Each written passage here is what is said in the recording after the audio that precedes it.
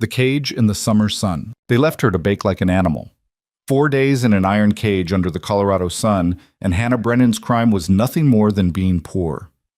The town of Dust Creek walked past her suffering as if she were already a corpse, their children hurling rotten fruit through the bars while she withered in the heat. On the 5th morning, when a wagon rolled into town carrying a widower and his 5 motherless daughters, the youngest child pointed at the cage and asked the question no adult dared to speak. "Papa, why is that lady in there?" What happened next would set fire to everything they thought they knew about justice, mercy, and the price of freedom. If you're watching from anywhere in the world, drop your city in the comments below. I want to see how far Hannah's story travels. And if this story grabs you, hit that like button and stay until the end. You won't believe where this goes. The heat was a living thing. It crawled across Hannah Brennan's burned skin like something with teeth, patient and cruel, draining her 1 degree at a time. The iron bars of the cage radiated warmth even in the early morning, and by noon they'd be hot enough to blister. She'd learned that on the 1st day. Now, on the 5th, she'd learned to keep still, to breathe shallow, to let her mind drift somewhere far from Dust Creek and the merciless August sun beating down on the town square. The cage wasn't tall enough to stand in. It wasn't wide enough to lie flat. It was designed, she understood now, not to kill quickly, but to break slowly. To make an example. To teach the kind of lesson that stuck in people's minds long after the body was buried. Hannah pressed her cracked lips together and tasted blood. Her tongue was swollen, her throat so dry that swallowing felt like grinding glass. The wooden water bucket they'd left just outside the bars, close enough to see, far enough that her fingers couldn't reach, had been empty since yesterday. Sheriff Dolan had walked past it twice this morning, boots kicking up dust, and both times he'd smiled. "Beggar's learning," he'd said to the blacksmith, loud enough for her to hear. "This is what happens when you don't know your place." Hannah had asked for work. That was all.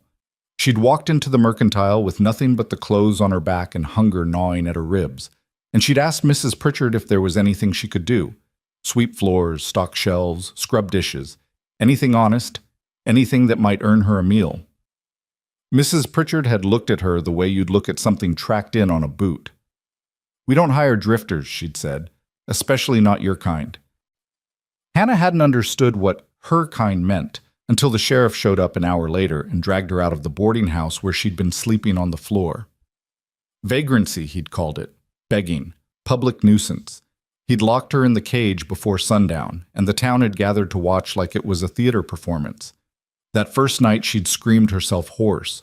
By the 2nd day, she'd learned that screaming only made children laugh and mothers pull their skirts aside as they passed.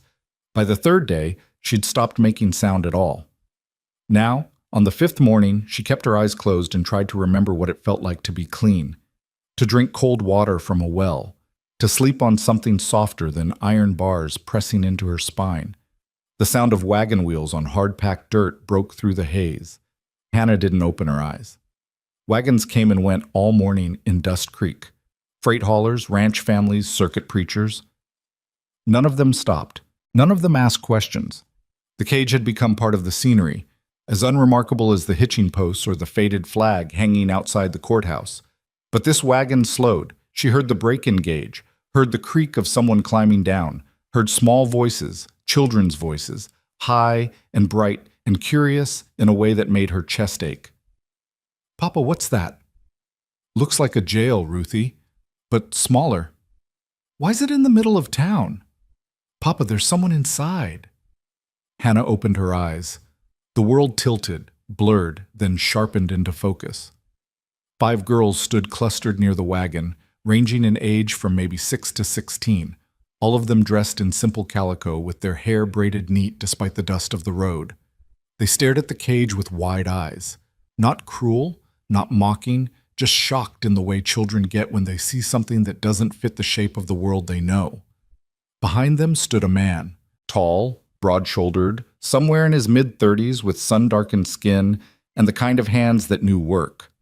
He wore a plain shirt rolled to the elbows, suspenders, a hat that had seen better years. His face was weathered, hard-lined, but his eyes, gray as storm clouds, were fixed on Hannah with an expression she couldn't name. Not pity, not disgust, something closer to anger. Papa, the smallest girl whispered, tugging at his sleeve. Why is that lady in there? The man didn't answer right away. He stepped closer, boots scuffing dust, until he stood just a few feet from the cage. Hannah forced herself to sit up straighter, though her muscles screamed in protest. She wouldn't cower.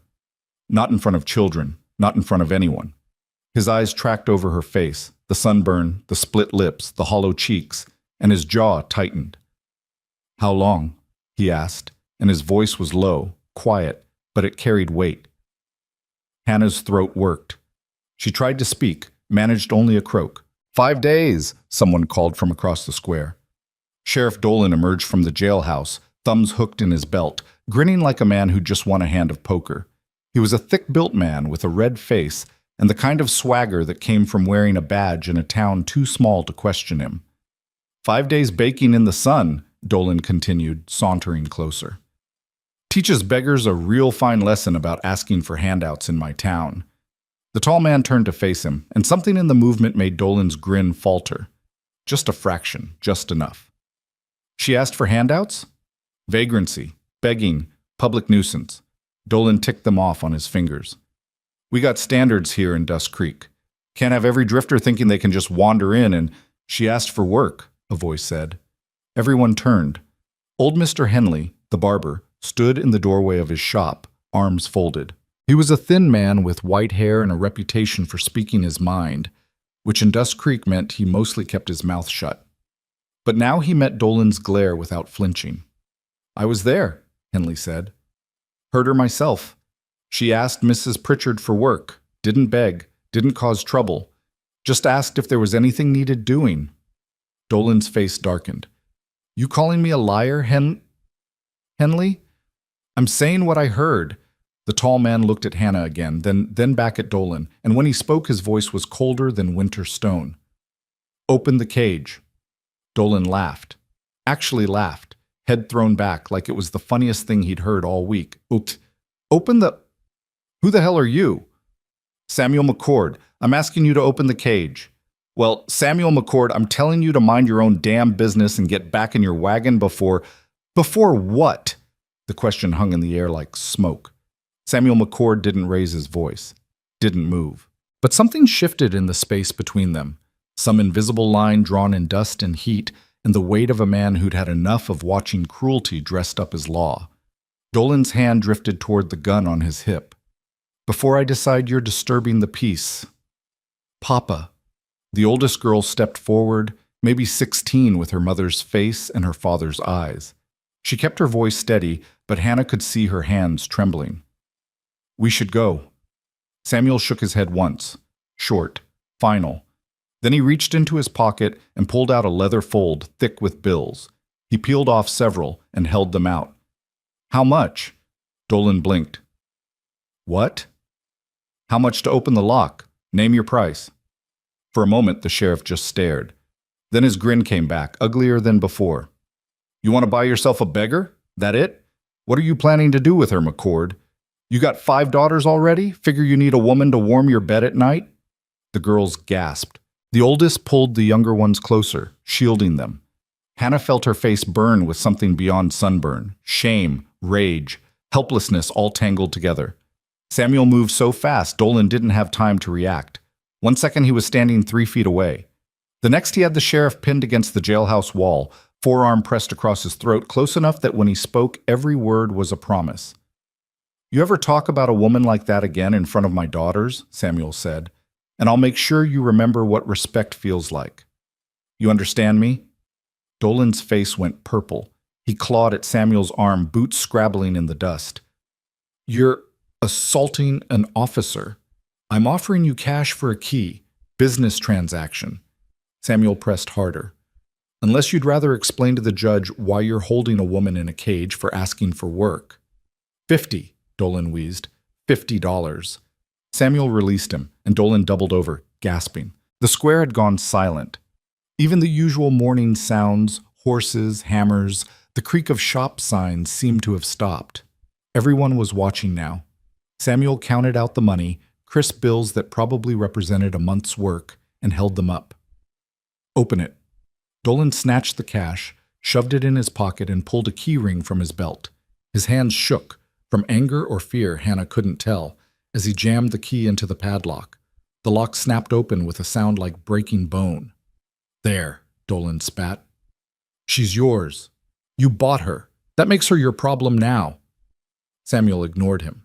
He pulled the cage door wide and crouched down, meeting Hannah's eyes at her level. Up close, she could see the lines around his eyes, the silver threading through his dark hair, the scar along his jawline. His face was kind, tired, real. "Can you stand?" he asked. Hannah tried. She braced her hands on the bars, pushed herself up, felt her legs tremble and buckle. The world spun. She would have collapsed face first into the dirt if Samuel hadn't caught her, arms steady and sure, lifting her like she weighed nothing at all. "I've got you," he said quietly. "You're safe now." Safe. The word was so foreign, Hannah almost didn't recognize it. She wanted to thank him, wanted to explain, wanted to tell him she wasn't what Dolan said, wasn't a beggar or a criminal or something to be ashamed of. But her throat wouldn't work, and her vision was blurring, and all she could do was hold on as he carried her toward the wagon. The girls parted like a sea, eyes wide, and the smallest one, Ruthie, reached out to touch Hannah's hand with fingers soft as bird wings. "You're really hot," Ruthie whispered, "like a fever." "She needs water," the oldest girl said. She was already digging through a satchel, pulling out a canteen. "Papa, stop. Let me—" Samuel set Hannah down in the wagon bed as gently as if she were made of glass. The oldest girl, what was her name, tipped the canteen to Hannah's lips, and the first swallow of cool water was so shocking, so impossibly good, that Hannah choked on it. She coughed, gasped, tried again. This time it went down smooth, and she felt it all the way to her bones. "Slow," the girl murmured. "Small sips. You'll make yourself sick." Hannah nodded, drank again. The world was still spinning, but slower now. She could feel the shade of the wagon cover overhead, feel the breeze that snuck in under the canvas, feel the way the youngest girl had climbed up beside her and was staring with huge brown eyes full of wonder and worry. "What's your name?" Ruthie asked. "Hannah." It came out as a rasp, barely a whisper. "Hannah Brennan." "I'm Ruth Elizabeth McCord, but everyone calls me Ruthie." She pointed to the others in turn. "That's Mary, she's 16. That's Esther, she's 13. That's Abigail, she's 10. And that's little Sarah, but she's not that little anymore because she's 8 now." Hannah tried to smile. It hurt. "That's a lot of sisters." "Mama died when Sarah was born," Ruthie said matter-of-factly, the way children do when grief is just a fact they've lived with long enough to make it ordinary. "So it's just us and Papa now. He takes real good care of us, though. You'll see." "You'll see." As if Hannah was coming home with them. As if this wasn't temporary, wasn't charity, wasn't something that would end the moment Samuel McCord realized what he'd actually bought. Samuel climbed into the driver's seat, glanced back, met Hannah's eyes. "We've got about 2 hours to the ranch. There's blankets if you're cold, more water in the back. Mary'll look after you." "I'm not cold," Hannah whispered. Even in the shade, even with water in her belly, the heat was still everywhere. Samuel's mouth tightened. He knew. He'd seen the sunburn, the blisters, the way her skin had gone red and angry from days of exposure. He picked up the reins, clicked his tongue, and the wagon lurched forward. As they rolled out of Dust Creek, Hannah looked back one time. Sheriff Dolan stood in the square, watching them leave, and even from a distance she could see the look on his face. Not defeat, not shame. Calculation. She closed her eyes and let the motion of the wagon rock her into something that wasn't quite sleep, but wasn't quite waking either. Mary draped a damp cloth over her forehead, and Ruthie held her hand, and somewhere far away she could hear the girls talking in low voices. Gentle, careful, like they were afraid she might break if they spoke too loud. Maybe she would. Maybe she was already broken. Maybe that's what happened when you spent 5 days in a cage learning that the world didn't care whether you lived or died. But Samuel McCord had cared. He'd looked at her, really looked, not past or through, but at, and he'd seen a person worth saving. That was more than anyone else in Dust Creek had done. That was something. Hannah held on to it like a lifeline as the wagon carried her away from the cage, away from the heat and the cruelty, and the terrible certainty that she'd die there, forgotten and alone. She held on to it and let herself hope, just for a moment, that maybe safe wasn't such a foreign word after all. Maybe it was something she could learn again. The ranch appeared on the horizon like a promise. It wasn't grand. No painted fences, no sprawling barns, no manicured gardens. Just a sturdy timber house with a wide porch, a barn that had seen better years but still stood proud, a chicken coop, a well with a rope bucket, and fields that stretched toward the mountains in neat rows of green and gold. Smoke rose from the chimney, thin and lazy in the afternoon heat, and Hannah could smell it even from the road, wood smoke and something else, something that made her stomach clench with hunger. Stew, maybe. Or bread. When was the last time she'd eaten bread? The wagon rolled to a stop in front of the house, and Samuel set the brake, climbed down, came around to the back. Hannah tried to sit up, tried to show him she wasn't completely helpless, but her body had other ideas. Everything hurt. Everything. Easy, Samuel said, and he lifted her again, this time carrying her up the porch steps and through the front door into a room that smelled like home. If home was a thing she'd ever really known. The house was simple but clean. Wooden floors worn smooth by years of footsteps. A stone fireplace with a kettle hanging over low flames. A long table surrounded by mismatched chairs. Quilts folded over the back of a rocking chair. Windows open to let the breeze through, curtains fluttering like pale ghosts. It was the kind of place that held a family, Hannah thought. The kind of place where people belonged to each other. Samuel set her down in the rocking chair, and Mary was already there with more water, with a wet cloth, with gentle hands that dabbed at Hannah's face and neck, while the younger girls hovered nearby, anxious and uncertain. "Esther, get the salve from the shelf," Mary said, all efficiency and purpose. "Abigail, pump fresh water. Make sure it's cold. Sarah, Ruthie, go gather eggs and check the garden. We need to make something soft for supper." The girls scattered like startled birds, and Hannah felt a surge of gratitude for Mary's quick thinking. It gave them something to do, something other than stare at the broken woman their father had brought home. Samuel crouched beside the chair, studying Hannah's face with that same focused intensity he'd shown in Dust Creek. "You hurting anywhere besides the obvious?" Hannah wanted to laugh. It would have come out bitter. "Everywhere's the obvious. I mean, inside. Ribs, stomach, Dolan kick you?" She shook her head.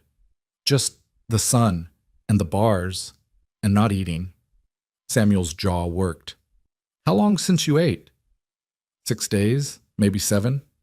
He stood, crossed to the fireplace, ladled something from the kettle into a wooden bowl. When he brought it back, Hannah saw it was stew, thick with vegetables and bits of meat, steam rising in fragrant curls. Her mouth watered so fast it hurt. "Small bites," Samuel said, handing her a spoon. "Your stomach's not used to it." Hannah tried. She did. But the first taste of real food after a week of nothing was so overwhelming she nearly sobbed. She forced herself to go slow, to chew, to swallow, to breathe between bites, even though every instinct screamed at her to devour it all at once. Samuel watched her for a moment, then seemed satisfied she wasn't going to make herself sick. He moved to the window, looked out at the fields where his daughters were working, and when he spoke his voice was distant. "You got people, Hannah Brennan? Family somewhere we should send word to?" Hannah shook her head, spoon halfway to her mouth. "No, no one." "How'd you end up in Dust Creek?" This was the part she'd been dreading, the questions, the judgment, the moment when Samuel McCord realized he'd wasted $50 and a confrontation with the law on someone who didn't deserve saving. But she owed him honesty, at least that. "I was running," she said quietly, "from Denver, from a man named Silas Crenshaw." Samuel turned, and something in his expression sharpened. "Crenshaw? The railroad man?" "He calls himself a businessman, owns half of Denver, hotels, saloons, boarding houses, and contracts." Hannah set the bowl down, her hands shaking. "Indenture contracts. Girls who owe money they can't pay back. Girls who sign papers they can't read. He buys the contracts, puts the girls to work, and if they try to leave..." She touched her wrist, where a faint scar circled like a bracelet. "He makes sure they don't get far." Samuel's face had gone stone still. "You were indentured. For 3 years. I was 2 years in when I found out Crenshaw was selling some of us. Not as workers, as— She couldn't say it, couldn't put words to the thing that had made her run in the middle of the night with nothing but the clothes on her back and terror in her throat. She didn't have to. Samuel understood. She could see it in the way his hands curled into fists, the way his shoulders went rigid. "That's why you were in Dust Creek," he said. "Hiding. Trying to. I thought if I got far enough from Denver, if I found work in a small town, maybe he wouldn't bother tracking me down. But I didn't have papers, didn't have references. No one would hire me." Hannah laughed, hollow and sharp. "So I got locked in a cage for asking. Seems about right." "It's not right. None of it's right." "No," Hannah agreed, "but it's how things are." Samuel crossed back to her, crouched down again so they were eye level. His gaze was steady, unflinching. "Crenshaw know where you are?" "I don't think so. I've been careful. Stayed off main roads, didn't use my real name until Dolan arrested her and wrote it down in his log. Until it became part of the public record, there for anyone who came looking." Hannah's chest tightened. "He could find me now, if he's looking." Then we'll deal with it if he does." "Mr. McCord?" "Samuel." "Samuel." She tested the name, found it fit. "You don't owe me anything. You already saved my life. If Crenshaw comes, if there's trouble, I can leave. You can stay," Samuel said. And it wasn't a suggestion or charity or pity. It was a simple statement of fact. You can stay. You can rest. You can heal. And if Crenshaw or anyone else comes looking for you, they'll have to go through me first. Hannah stared at him. Tried to find the angle, the catch, the hidden price. Men like Samuel McCord didn't exist in her world. Men protected what belonged to them. And they took what they wanted, and kindness was just another word for leverage. But his eyes were clear, his hands were steady, and when Ruthie came running through the door with a basket of eggs and threw herself at her father's side, chattering about how many the hens had laid, Samuel's whole face transformed into something soft and unguarded. He loved his daughters. That much was obvious, and maybe, just maybe, that meant he understood what it felt like to protect something precious from a world that didn't care. "Okay," Hannah whispered. "I'll stay." For a little while. Samuel nodded, squeezed her shoulder once, brief, reassuring, then stood to help Ruthie with the eggs. Mary came back with the salve and began gently applying it to Hannah's burns, and Esther brought fresh water, and Abigail appeared with a quilt that smelled like lavender, and Sarah stood in the corner watching everything with solemn eyes that looked far too old for 8. They moved around her like a well-practiced dance, these 5 motherless girls who'd learned to make a home out of hard work and each other. And for the first time in longer than Hannah could remember, she felt something unclench in her chest. Not safety, not yet. That would take time, take proof, take more than one afternoon of kindness. But the beginning of it, the possibility, the faint fragile hope that maybe, just maybe, she could stop running. The sun was setting when Samuel came back inside and Hannah had been moved to a small room off the kitchen. Mary's room, she'd learned, though Mary insisted on sleeping with her sisters so Hannah could have privacy. The room was plain but comfortable, a narrow bed with a patchwork quilt, a washstand with a chipped basin, a window that looked out over the fields turning gold in the fading light. Hannah sat on the edge of the bed, every muscle in her body screaming, and tried not to think about how long it had been since she'd slept in an actual bed. Samuel knocked on the doorframe, hat in his hands. "Wanted to check on you before we settle in for the night. You need anything?" "I'm fine," Hannah said automatically, then caught herself. "Actually, I need to thank you. For everything. I don't know how I'll ever repay—" "You don't." Samuel's voice was firm. "You don't owe me anything, Hannah. What I did today, that wasn't charity. That was human decency. Something this territory seems to have forgotten." Hannah studied him, this stranger who'd upended his whole day to drag her out of hell. "Why?" she asked. "Why did you stop?" Samuel was quiet for a long moment. When he finally spoke, his voice was rough with old grief. "My wife, Catherine. She died 8 years ago. Childbirth. Sarah lived, but Catherine—" He cleared his throat. "Before she passed, she made me promise something. She said, 'Don't let the girls grow up thinking the world is just hard. Show them it can be kind too. Show them what it means to help when no one's watching. He met Hannah's eyes, and she saw the weight he carried, the promise he'd kept every day for 8 years. Today my daughters watched me walk past a woman in a cage, or they watched me do something about it. I couldn't let them learn the first lesson. Not and still call myself their father. Hannah felt her throat close up. Your wife sounds like she was a good woman. The best. Samuel's smile was sad and fond all at once. You'd have liked her. She never could stand seeing anyone hurting. He turned to go, then paused in the doorway. Get some sleep, Hannah. Tomorrow's soon enough to figure out what comes next. He was gone before she could respond, his footsteps fading down the hall. Hannah lay back on the bed, felt the give of an actual mattress beneath her, felt the cool cotton of the pillowcase against her burned cheek. Through the thin walls, she could hear the girls getting ready for bed, water splashing, quiet laughter, Mary's voice reminding someone to brush their teeth. Normal sounds, family sounds. The kind of sounds Hannah hadn't heard since she was a child herself, before her parents died and left her alone in a world that ate orphans alive. She closed her eyes and let exhaustion pull her under, down into darkness that for once didn't feel like drowning.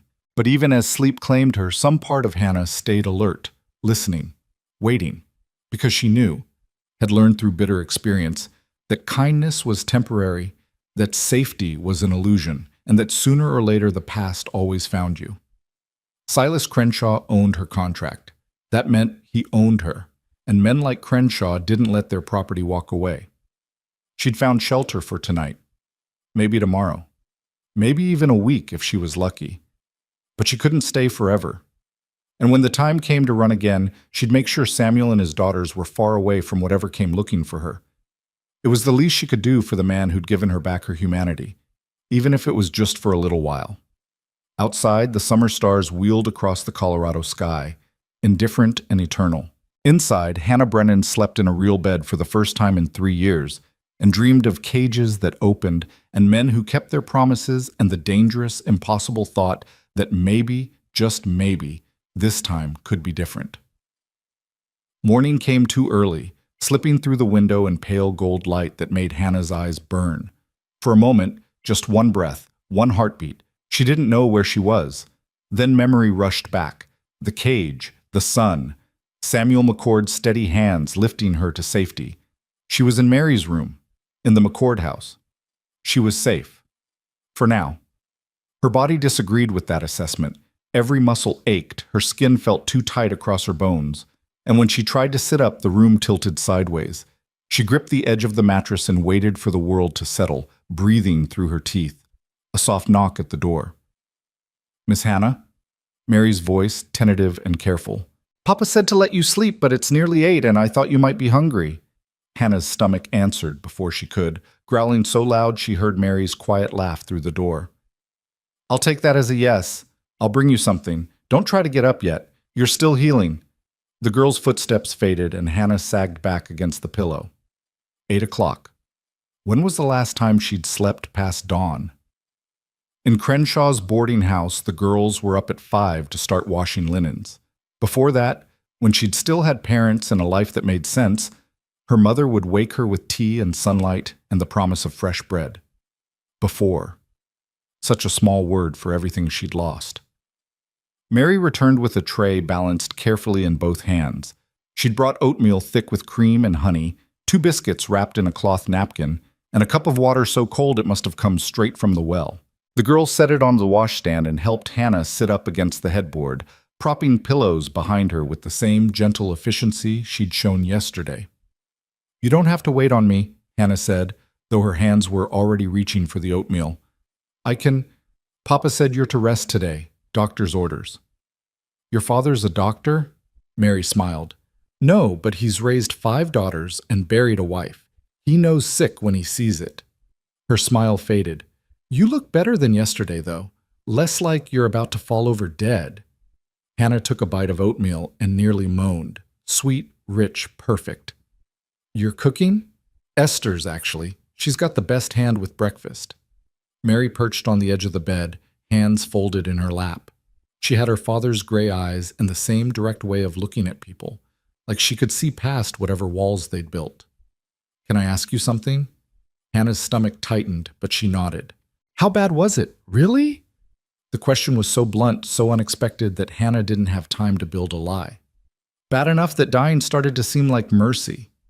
Mary absorbed that without flinching, 16 years old and already too familiar with hard truths.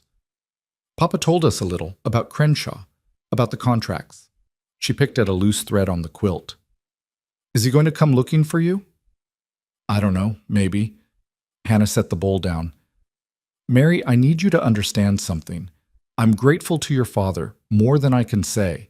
But if Crenshaw finds me, if there's trouble, I'll leave. I won't let anything happen to you or your sisters. Papa won't let you leave? It's not his choice. Actually, Mary said quietly, I think it is. When Papa decides something, it tends to happen. He decided to leave Boston after Mama died because he needed space to grieve. He decided to raise us himself when everyone said he should remarry or send us to relatives. And yesterday, he decided you were worth saving. She met Hannah's eyes.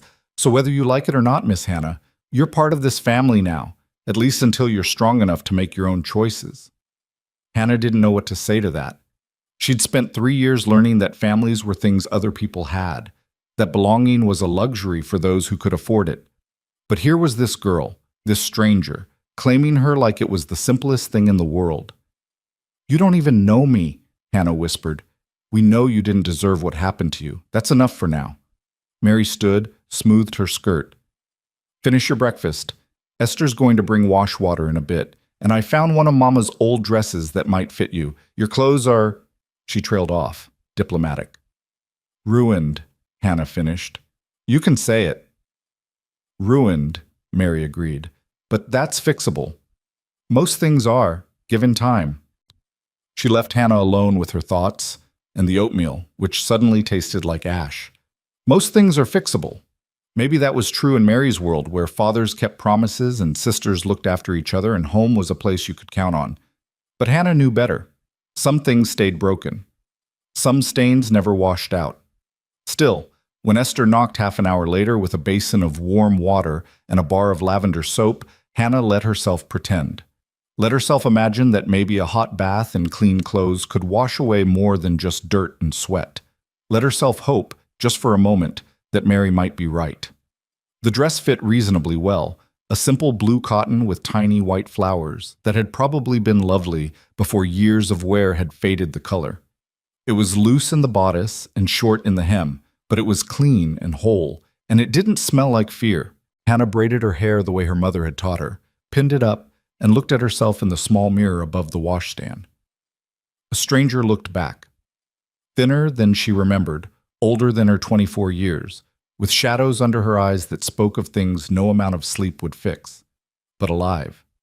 Still breathing, still here. It would have to be enough. She found the family in the main room. Samuel sat at the table with account books spread before him, reading glasses perched on his nose, while the younger girls sprawled on the floor playing some complicated game that involved marbles and much giggling. Mary stood at the stove, stirring something that smelled like heaven, and Esther was setting out plates for the midday meal. Samuel looked up when Hannah entered, and something in his expression gentled. You look better. How do you feel? Like I got trampled by horses and left in the sun to dry. Hannah managed to smile. But better than yesterday. Low bar to clear. He pushed the account books aside. Sit. We're about to eat. Hannah hesitated.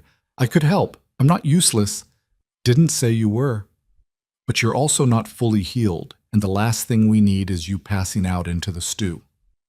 Samuel's voice was firm but kind. Sit, Hannah. There'll be plenty of work once you're stronger. So she sat and watched as the family moved around each other with the easy rhythm of long practice. Mary dished out stew while Esther poured water, and the younger girls scrambled to their seats. Ruthie, climbed into the chair beside Hannah and beamed up at her. You smell like flowers now, the little girl announced. I like it better than cage smell. Ruthie, Samuel's voice held warning. What? She did smell bad yesterday, but not her fault, Ruthie added quickly, looking at Hannah with earnest brown eyes. Papa said it's not polite to mention how people smell, but I think it's okay if you say they smell better now, right? Despite everything, Hannah laughed. It hurt her chest and her throat, and probably her dignity, but it felt good. Real. It's okay, Ruthie. I did smell bad. Thank you for noticing I smell better. Ruthie glowed with vindication, and Sarah, quiet, watchful Sarah, giggled into her hand. The meal was simple but good. Thick stew with potatoes and carrots, fresh bread that Abigail had apparently made that morning, and cold buttermilk that tasted like summer. Hannah ate slowly, mindful of Mary's earlier warning about making herself sick, and watched the family interact.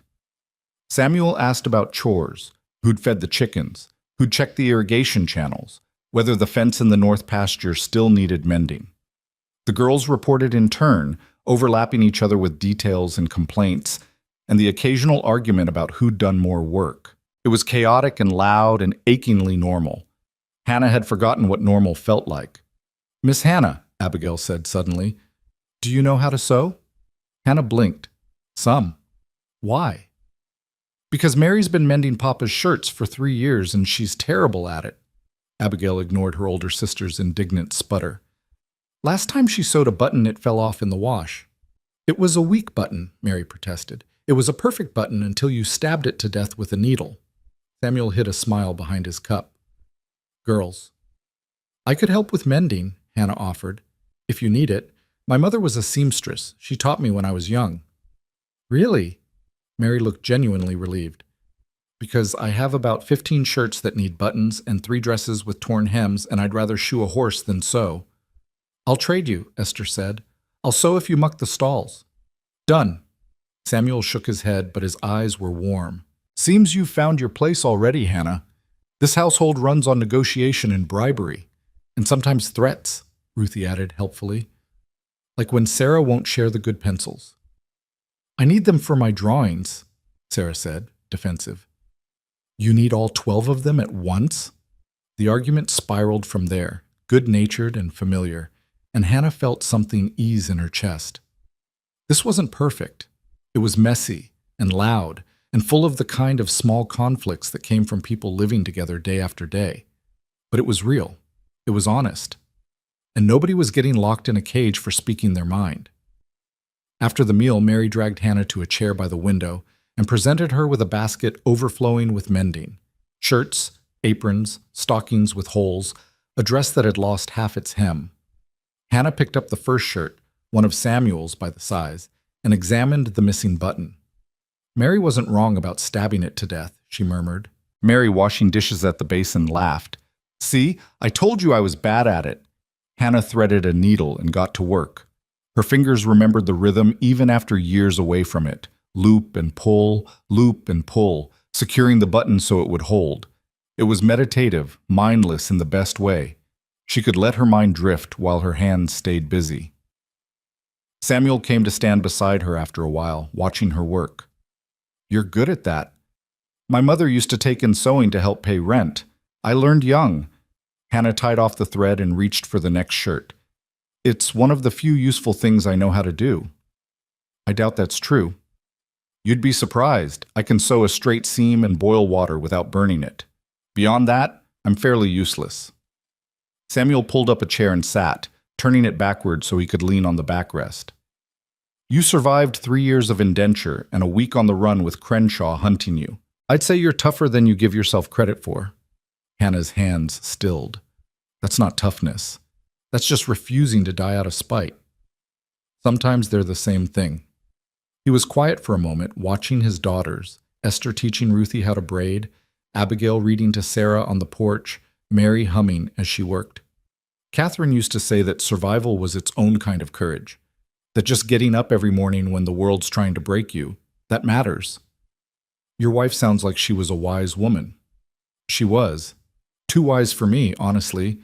I never understood what she saw in a stubborn rancher who could barely string 2 words together." Samuel smiled, distant with memory. "But she chose me anyway, gave me 8 good years and 5 incredible daughters before—" His voice caught. "Before she left." Hannah set down the mending and looked at him properly. Really looked. She saw the grief worn smooth by time but still present, saw the loneliness underneath the competence, saw a man who'd been doing everything right for 8 years but still felt like he was failing somehow. "You're a good father," she said quietly. Those girls worship you. They deserve better than me fumbling through it alone. They deserve exactly what you're giving them. A father who shows up, who fights for them, who teaches them the world can be kind. Hannah's throat tightened. My father died when I was 12. I would have given anything for 8 more years with him. Your daughters know how lucky they are.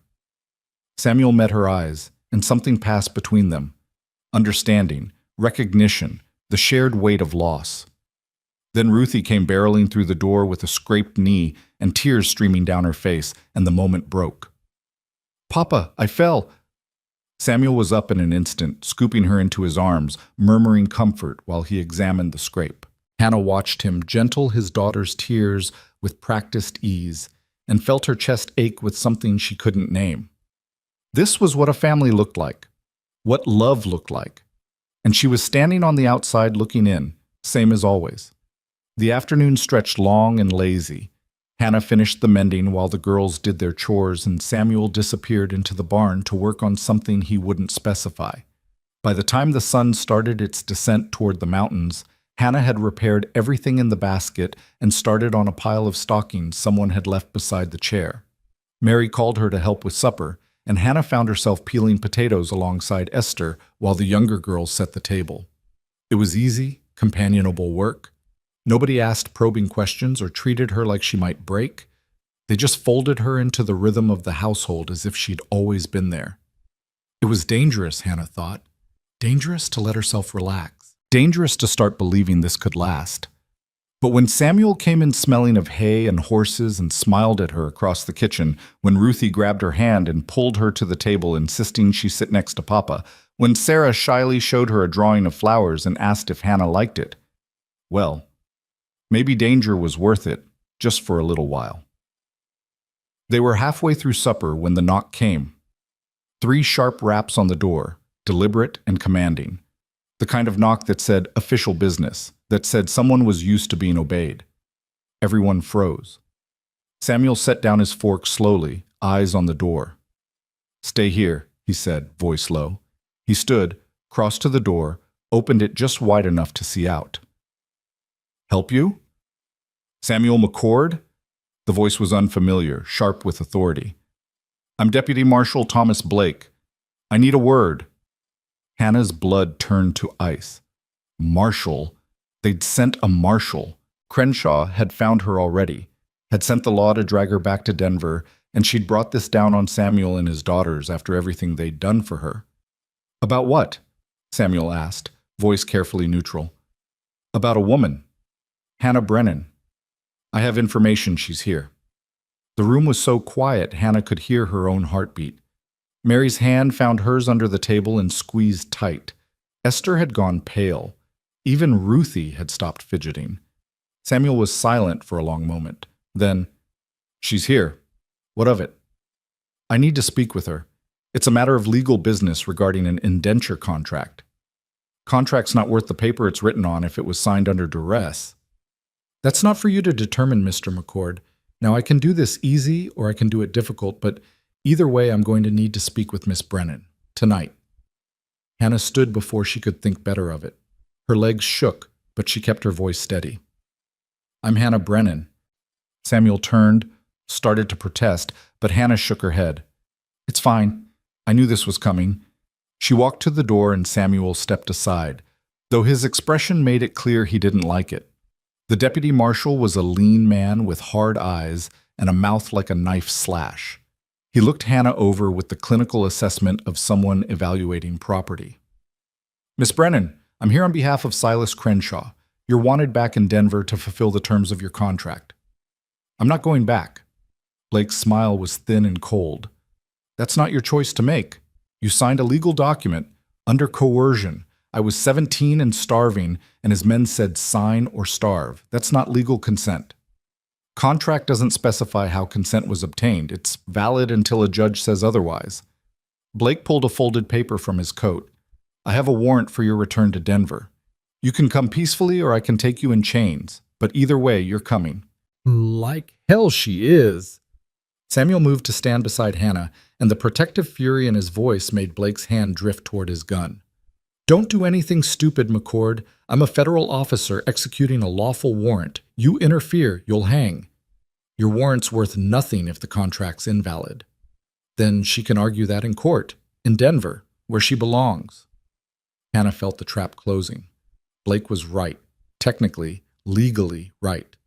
Without a judge to void the contract, she was still Crenshaw's property.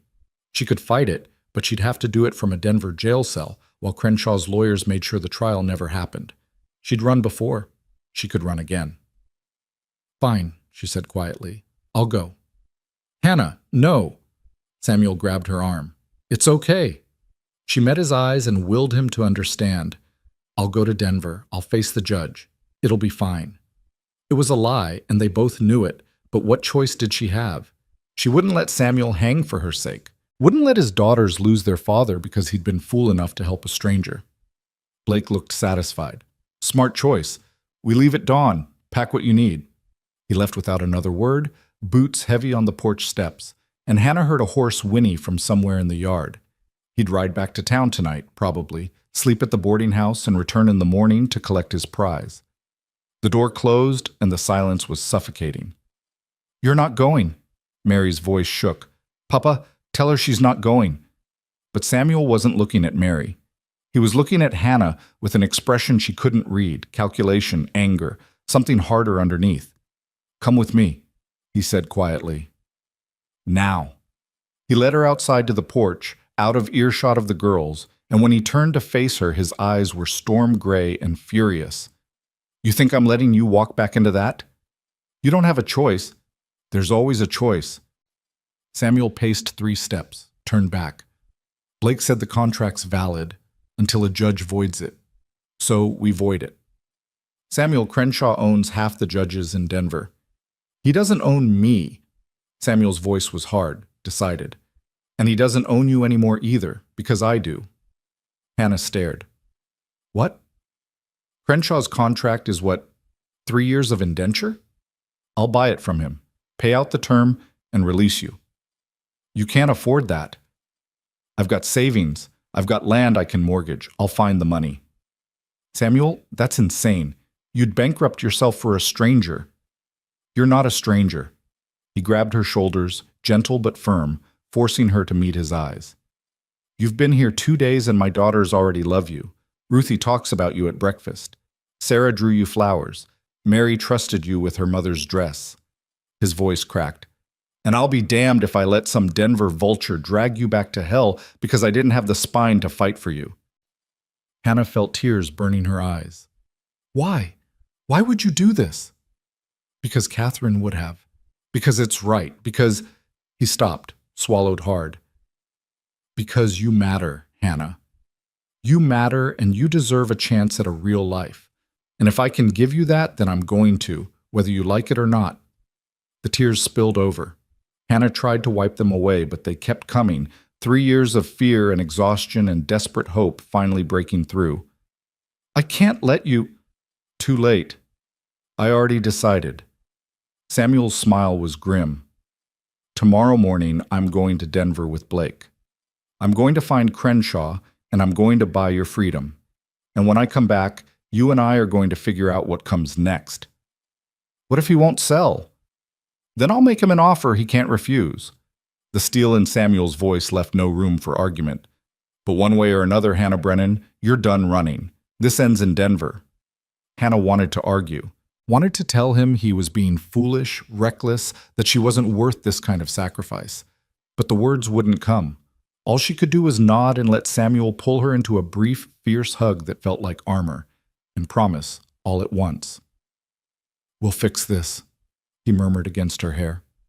I swear to you, we'll fix this. And despite every lesson the world had taught her about trust and men and the cost of hope, Hannah let herself believe him. Just this once, just long enough to breathe. Samuel left before sunrise with Deputy Marshal Blake, the wagon wheels cutting through morning mist like a knife through cloth. Hannah watched from the porch until they disappeared over the ridge, her chest tight with the kind of dread that had no name. Mary stood beside her, silent and solid, and when the road was empty, she took Hannah's hand and squeezed once. He'll come back, the girl said quietly. Papa always comes back. Hannah wanted to believe her. Wanted to trust that Samuel McCord was the kind of man who kept promises and won battles against men like Silas Crenshaw. But she'd learned a long time ago that wanting something didn't make it true. The day stretched long and hollow without him. The girls went about their chores with unusual quietness, and even Ruthie's chatter had a forced quality to it, like she was trying to fill the silence with noise before it swallowed them all. Hannah helped where she could, washing dishes, sweeping floors, mending the endless pile of clothes that seemed to regenerate overnight. It kept her hands busy, but her mind wandered to Denver, to the boarding house where she'd spent 2 years sleeping on a straw mattress with 12 other girls, to Crenshaw's office with its leather chairs and the smell of cigar smoke that still made her stomach turn. She wondered what Samuel would say when he met him, wondered if Crenshaw would laugh in his face or simply have him thrown out, wondered if— "Stop it," Mary said, appearing at her elbow with a basket of eggs. "I can hear you thinking from across the room." Hannah blinked. "What?" "You're doing that thing where you convince yourself everything's going to go wrong." Mary set the basket down and fixed Hannah with a look that was far too knowing for 16. "Papa's not going to fail. He's too stubborn for that." "Stubborn doesn't beat money and connections." "No, but stubborn beats giving up. And Papa doesn't give up." Mary started transferring eggs to a bowl, checking each one for cracks. "When Mama died, everyone said he should send us to relatives. Said a man couldn't raise 5 daughters alone. Papa looked them dead in the eye and said he'd rather die trying than live, knowing he'd given us away." She paused, holding an egg up to the light. "He didn't die, and we're still here." Hannah felt something catch in her throat. "You really believe he can do this?" "I believe he'll do everything in his power to make it happen. That's all any of us can do." Mary set the last egg down and turned to face Hannah fully. "But I need you to promise me something." "What?" "If something goes wrong, if Papa can't buy the contract or if Crenshaw sends more men, you won't run. Not without telling us. Not without giving us a chance to help." Hannah started to shake her head, started to say that she couldn't possibly let them put themselves at risk. But Mary's hand shot out and gripped her wrist with surprising strength. "Promise me, Hannah. Because we've already lost one mother. I won't lose another person I care about just because they thought they were protecting us." Another person I care about. The words hit Hannah like a physical blow. She'd been here 3 days, and this girl with her mother's dress and her father's eyes already claimed Hannah as someone worth keeping. "I promise," Hannah whispered. "I won't run without telling you." Mary's expression softened. "Good, now help me make bread. Esther's hopeless at kneading, and if we leave it to her, we'll be eating bricks for supper." The day passed in flour dust and domestic rhythm. Hannah lost herself in the work. The push and fold of dough, the simple alchemy of turning basic ingredients into something warm and nourishing. Ruthie and Sarah came to watch, and somehow Hannah ended up teaching them how to braid dough for a fancy loaf, their small hands clumsy but eager. "Mama used to make bread like this," Sarah said softly, and it was the first time Hannah had heard her mention Catherine without being prompted. "For special occasions, birthdays and Christmas, and when Papa came home from long trips." "Then we'll make it for when your Papa comes home this time," Hannah said, guiding Sarah's fingers to tuck the end of the braid properly. "So he knows we were thinking of him." Sarah's smile was small but genuine, and when the bread came out of the oven hours later, golden and perfect and smelling like everything good in the world, all 5 girls crowded around to admire it like it was a work of art. "Papa's gonna love this," Ruthie announced, reaching for the crust before Mary slapped her hand away. "Papa's gonna love it if there's any left when he gets back, which means you don't eat it all before supper." They ate simple that night, stew and the special bread and early berries that Abigail had found growing wild near the creek. The girls talked and laughed and argued over who got the last piece of bread, and for a few hours Hannah could almost forget that Samuel was in Denver facing down a man who thought he owned her. Almost forget that tomorrow or the next day a wagon would roll up that road and everything would change. But night came eventually, as it always did, and with it came the silence that made forgetting impossible. Hannah lay in Mary's narrow bed and stared at the ceiling, counting knots in the wood until her eyes burned. Sleep felt impossible. Every time she closed her eyes, she saw Crenshaw's face, saw the boarding house, saw the contracts stacked on his desk with names written in girls' desperate handwriting. Saw the room where he took the ones he'd bought for purposes that had nothing to do with labor and everything to do with power. She'd been lucky. 2 years of washing linens and scrubbing floors and keeping her head down, and he'd never called her to that room. But she'd seen the girls who came back hollow-eyed and silent, and she'd known it was only a matter of time before her luck ran out. That's when she'd run. The night she'd overheard Crenshaw telling one of his foremen that Hannah was getting too old for laundry work, that he had other plans for her. She'd packed nothing, taken nothing, just walked out into the Denver night and kept walking until the city lights disappeared behind her. And now Samuel McCord was in that same city, in that same building, probably sitting across from Crenshaw, trying to negotiate with a man who didn't understand negotiation, only ownership. Hannah pressed her hands to her face and tried to breathe through the panic. A soft knock at the door. "Miss Hannah? You awake?" "Esther." Hannah sat up quickly, wiping her eyes even though the darkness hid her tears. "Come in." The door opened and Esther slipped inside, carrying a candle that turned her face into planes of light and shadow. She was 13 but carried herself older, with a seriousness that reminded Hannah of Mary. "Couldn't sleep either?" Hannah asked. Esther shook her head and sat on the edge of the bed, setting the candle on the washstand. "I keep thinking about Papa, about what he's doing right now. Probably sleeping in a boarding house somewhere, dreaming of home. Or arguing with that Crenshaw man. Papa's real good at arguing when he thinks he's right." Esther picked at the quilt. "He's right about this, isn't he? About buying your contract?" Hannah didn't know how to answer that. "Your father is a good man doing what he thinks is right. Whether it works or not, it has to work." Esther's voice was fierce, sudden. "It has to, because if it doesn't, then you'll leave and everything will go back to how it was before." "Before wasn't bad. You have a good life here." "Before was lonely." Esther met her eyes, and in the candlelight, Hannah saw a grief that ran deep and old.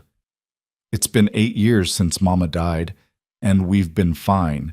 But fine isn't the same as good. Fine is just surviving. But these last few days with you here, it feels different. It feels like maybe we could be good again." Hannah's throat closed. "Esther, I know you're scared. I know you think you'll bring trouble and you don't want us to get hurt. But we're already hurt, Miss Hannah. We've been hurting for 8 years. And having you here, talking to us, and teaching us, and making special bread. It's the first time in forever that this house feels like it did when Mama was alive." Esther's voice cracked.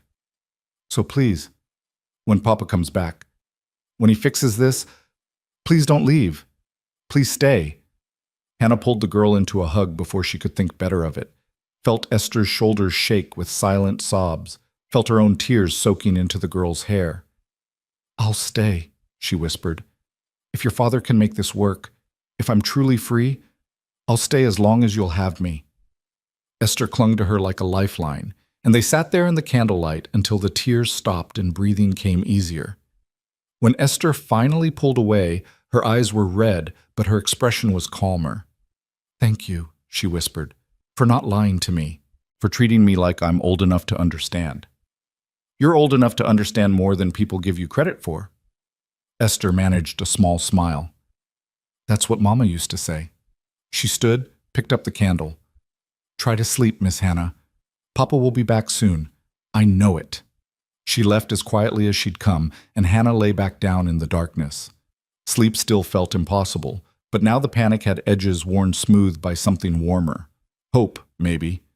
Or the beginning of it. She closed her eyes and tried to believe that Samuel McCord was the kind of man who could stare down demons and win. 2 days passed like years. Hannah threw herself into work, scrubbing floors until her knees ached, washing clothes until her hands were raw, cooking meals that the girls picked at without enthusiasm. Everyone was waiting, listening for wagon wheels, watching the road like it might conjure Samuel through sheer force of will. On the 3rd day, Mary found Hannah in the garden pulling weeds with single-minded intensity, dirt under her nails and sweat soaking through her dress despite the morning cool. "He'll be back today," Mary said, kneeling beside her. "I can feel it." Hannah wanted to ask how she could possibly know that, but before she could speak, Ruthie came tearing around the corner of the house, pigtails flying, screaming at the top of her lungs. Papa! Papa's coming! I see the wagon! Hannah's heart stopped, then kicked into a rhythm so fast she felt dizzy. She stood, brushed dirt from her skirt with shaking hands, and followed Mary around to the front of the house where all 5 girls had gathered on the porch, shading their eyes against the sun. The wagon crested the ridge, and even from a distance, Hannah could see Samuel's familiar silhouette in the driver's seat. He was alone. No deputy marshal, no armed escort. That had to mean something. Good or bad, she couldn't tell yet. The wagon rolled into the yard and Samuel set the brake, climbed down moving like a man who'd aged a decade in 3 days. His face was drawn, his clothes rumpled, and when he looked at Hannah, his expression was unreadable. The girls swarmed him, talking over each other, asking questions he didn't answer. He hugged them each in turn, murmured something Hannah couldn't hear, then gently extracted himself and walked toward the porch where she stood frozen. "Did you?" Hannah's voice failed her. She tried again. "What happened?" Samuel reached into his coat and pulled out a folded document, yellowed with age and covered in dense legal script. Hannah recognized it immediately, the contract she'd signed at 17, desperate and starving and too young to understand what she was agreeing to. "Crenshaw wouldn't sell," Samuel said quietly, and Hannah's world tilted. "But he did agree to a trade." "What kind of trade?" "Your contract for something he wanted more." Samuel held up the paper. "I bought a 50-acre property outside Denver last year. Good water rights, close to the railroad. Crenshaw's been trying to acquire it for months to expand his operations." His jaw tightened. "I signed it over to him. In exchange, he gave me this." Hannah stared at the contract in his hands. "You gave him 50 acres, and he released your indenture completely. No conditions, no hidden clauses. You're free, Hannah. Legally, permanently free." The words didn't make sense. Couldn't make sense. Hannah shook her head, reached for the contract with trembling hands. "Let me see." Samuel handed it over and she scanned the dense script, looking for the trap, the loophole, the place where Crenshaw would reach back in and snatch her freedom away. But there, at the bottom, in Crenshaw's distinctive slashing signature, and beside it the word void, stamped in red ink so dark it looked like blood. Contract fulfilled. Term satisfied. Bondholder released from all obligations. Hannah's legs went out from under her. She would have fallen if Samuel hadn't caught her, easing her down to sit on the porch steps while the world spun and reformed around a single impossible truth. She was free. "Hannah." Samuel crouched in front of her, hands on her shoulders, searching her face. "Breathe. You need to breathe." She sucked in air that felt like glass and fire all at once. "You shouldn't have. The land was worth, Mum. The land was dirt and water. You're a person." Samuel's voice was hard, absolute. "There's no comparison, and I won't hear you say otherwise." "But your savings, your future. My future is 5 daughters who needed to see their father do the right thing, and a woman who deserves a chance at a life that's actually hers." He squeezed her shoulders gently. "The land's gone. I won't get it back. But I don't regret it for a second, so don't you dare feel guilty about it." Hannah looked at him, this man who'd given up a fortune for a stranger, who'd faced down Crenshaw in his own territory and walked away with exactly what he'd promised. Samuel McCord with his steady hands and storm-gray eyes, and the kind of stubborn honor that didn't exist in the world she'd known. "Thank you," she whispered. "I don't know what to... You don't have to say anything, just..." Samuel paused, seemed to be choosing his words carefully. "Just tell me you'll stay. The girls have been miserable without you, and I've gotten used to having help with the mending." His smile was tentative, almost shy. "Stay, Hannah. Make a life here. Not because you owe me anything, but because you want to." Hannah looked past him to where the 5 girls crowded in the doorway, trying to pretend they weren't listening to every word. Mary had tears streaming down her face. Esther was grinning so wide it had to hurt. Even Sarah had crept forward, clutching the drawing she'd made of flowers, waiting to see if the woman who'd taught her to braid bread would stay or disappear like her mother had. "I want to," Hannah said, and felt the truth of it settle into her bones. "I want to stay." The girls erupted in cheers.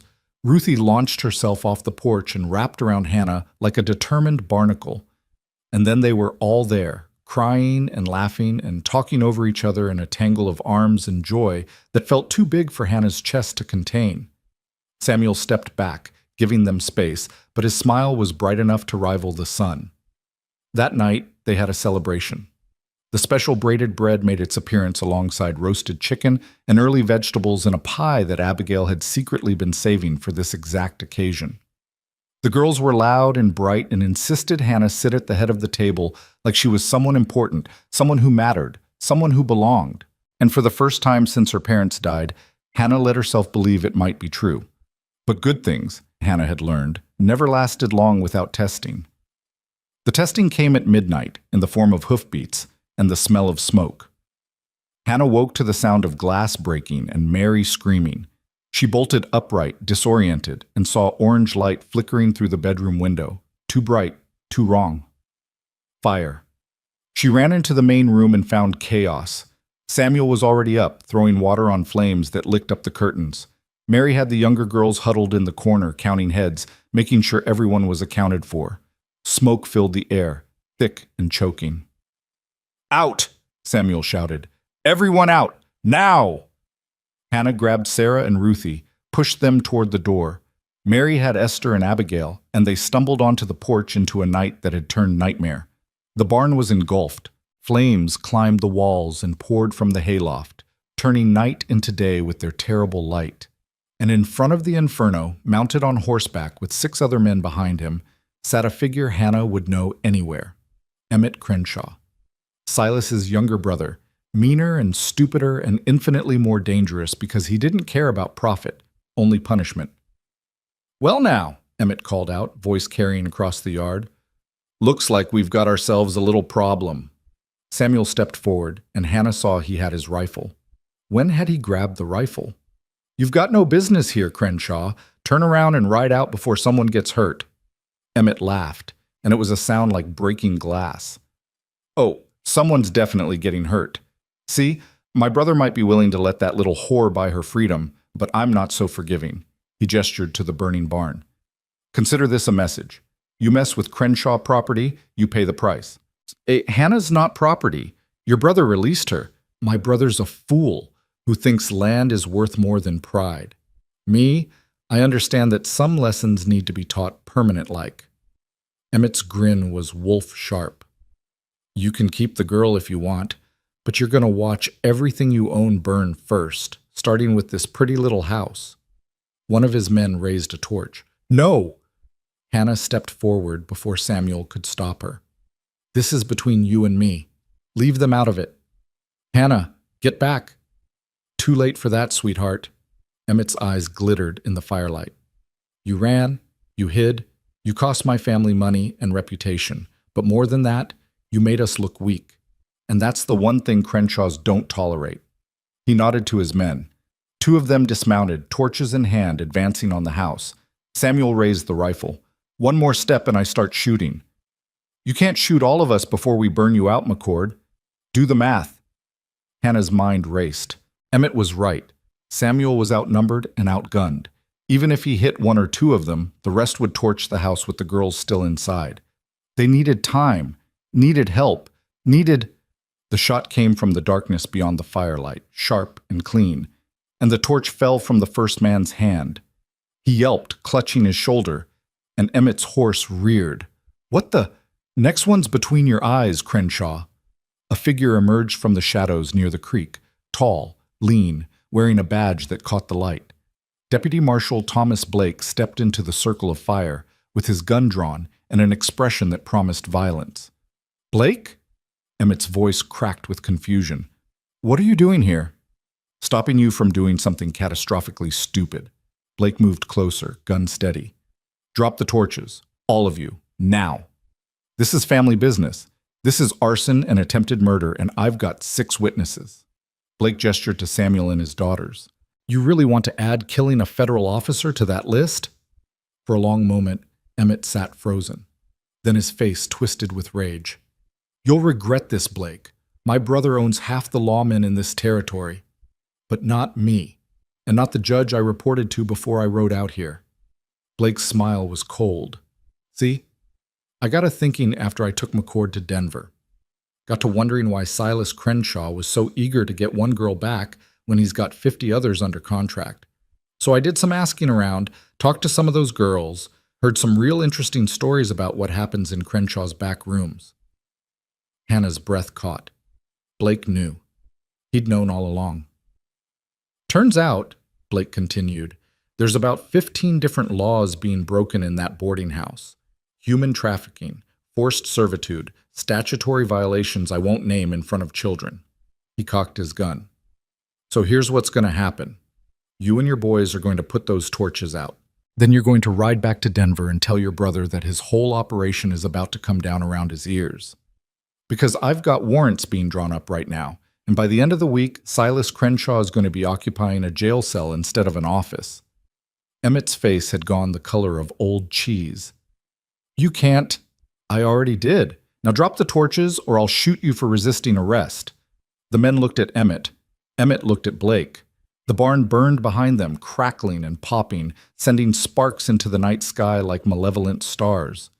Finally, Emmett threw his torch into the dirt and ground it out with his heel. His men followed suit, reluctant and sullen. This isn't over, Emmett snarled. Yeah, Blake said. It is. Now get out of here before I change my mind about letting you ride away free. Emmett wheeled his horse and spurred it hard, and his men followed in a thunder of hooves and dust. They disappeared into the darkness, and the night settled back into something approaching quiet, broken only by the roar of flames consuming the barn. Samuel lowered his rifle, looked at Blake. You knew.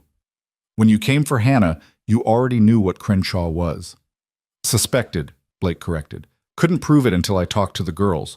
Took some time, some patience, but they talked eventually. Always do, when someone finally asks the right questions. He holstered his gun and looked at Hannah. I'm sorry I put you through that fear when I came for you. Had to make it look legitimate or Crenshaw would have gotten suspicious. Hannah could barely process his words. The warrants? They're real? Being drawn up as we speak. By this time next week, every girl in that boarding house will be free, and Crenshaw will be facing enough charges to hang twice over. Blake tipped his hat. You're safe now, Miss Brennan. Truly safe. Crenshaw can't touch you anymore. He turned to leave and Samuel called after him. Thank you. For everything. Blake paused, looked back. Don't thank me. Thank your daughters. They're the ones who came to town looking for me, told me their father had gone to Denver to save someone, and please, mister, could I make sure he came home safe? His smile was genuine for the first time. They're good girls, McCord. You raised them right.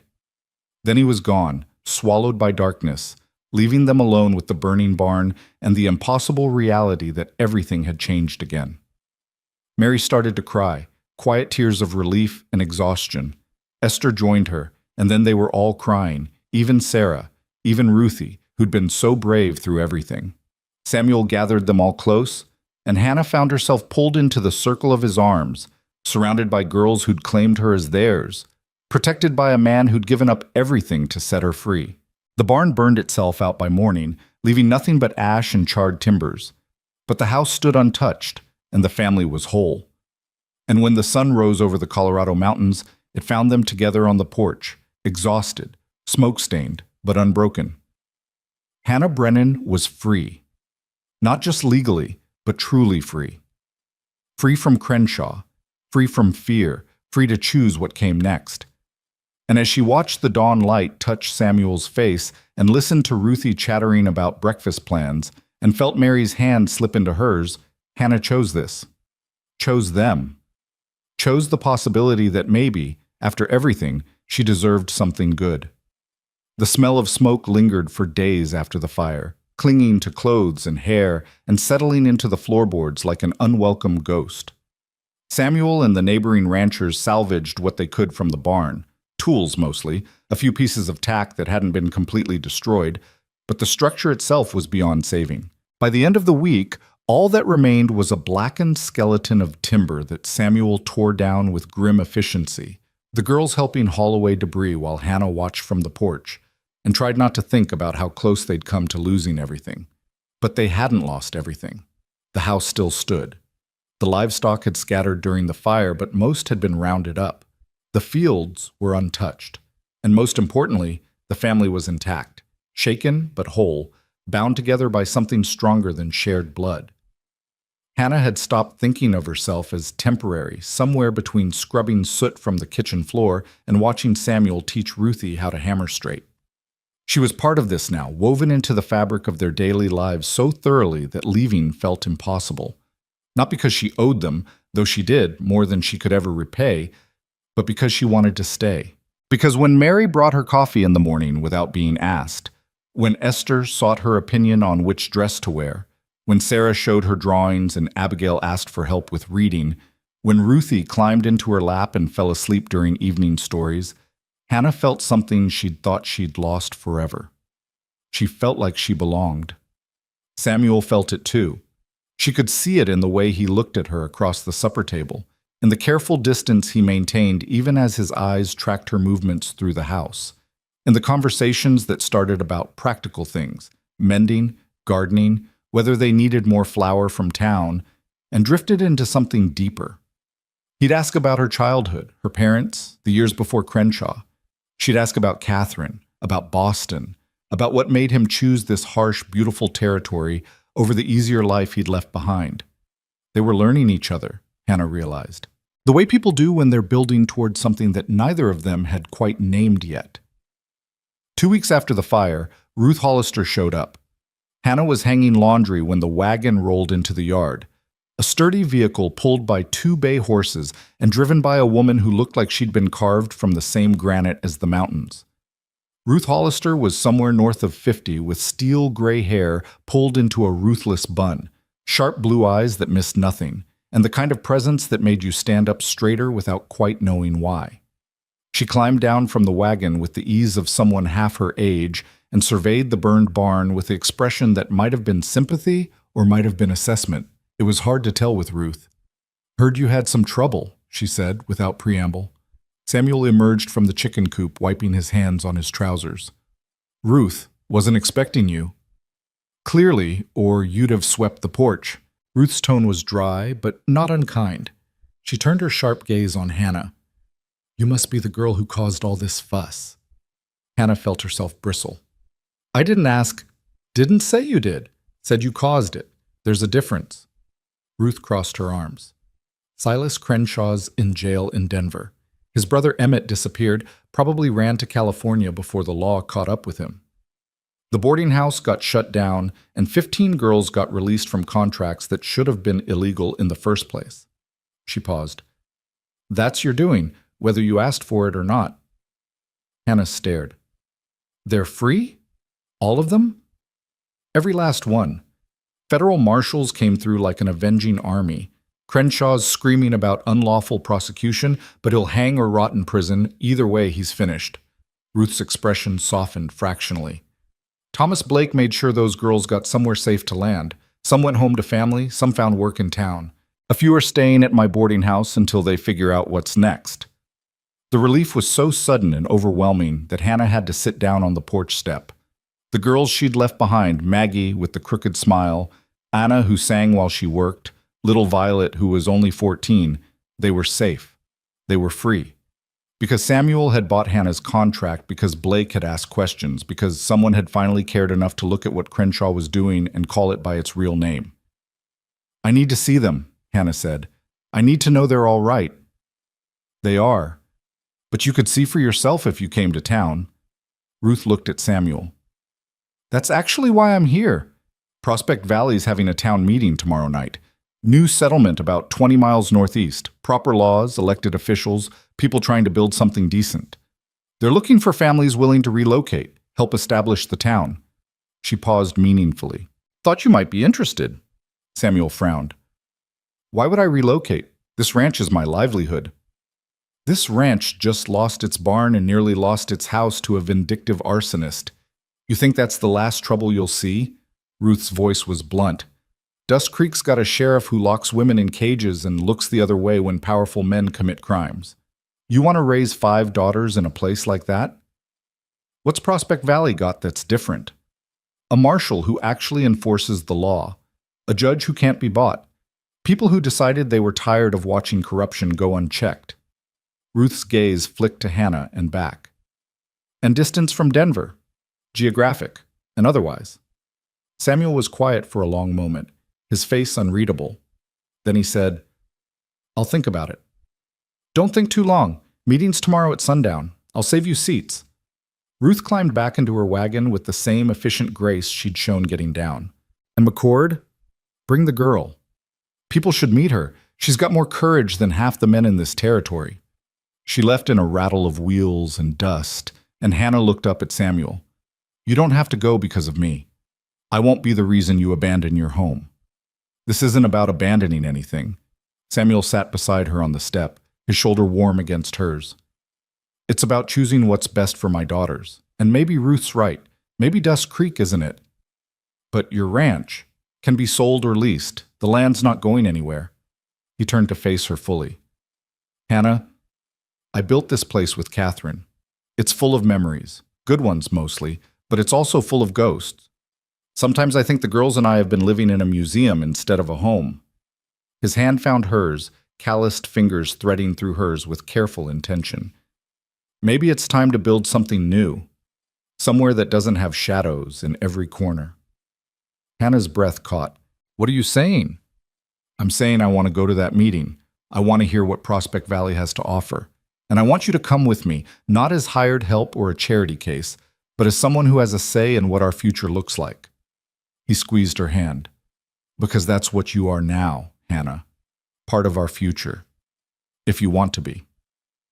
The girls had gathered on the porch behind them at some point, pretending to be interested in anything except the conversation happening 2 feet away.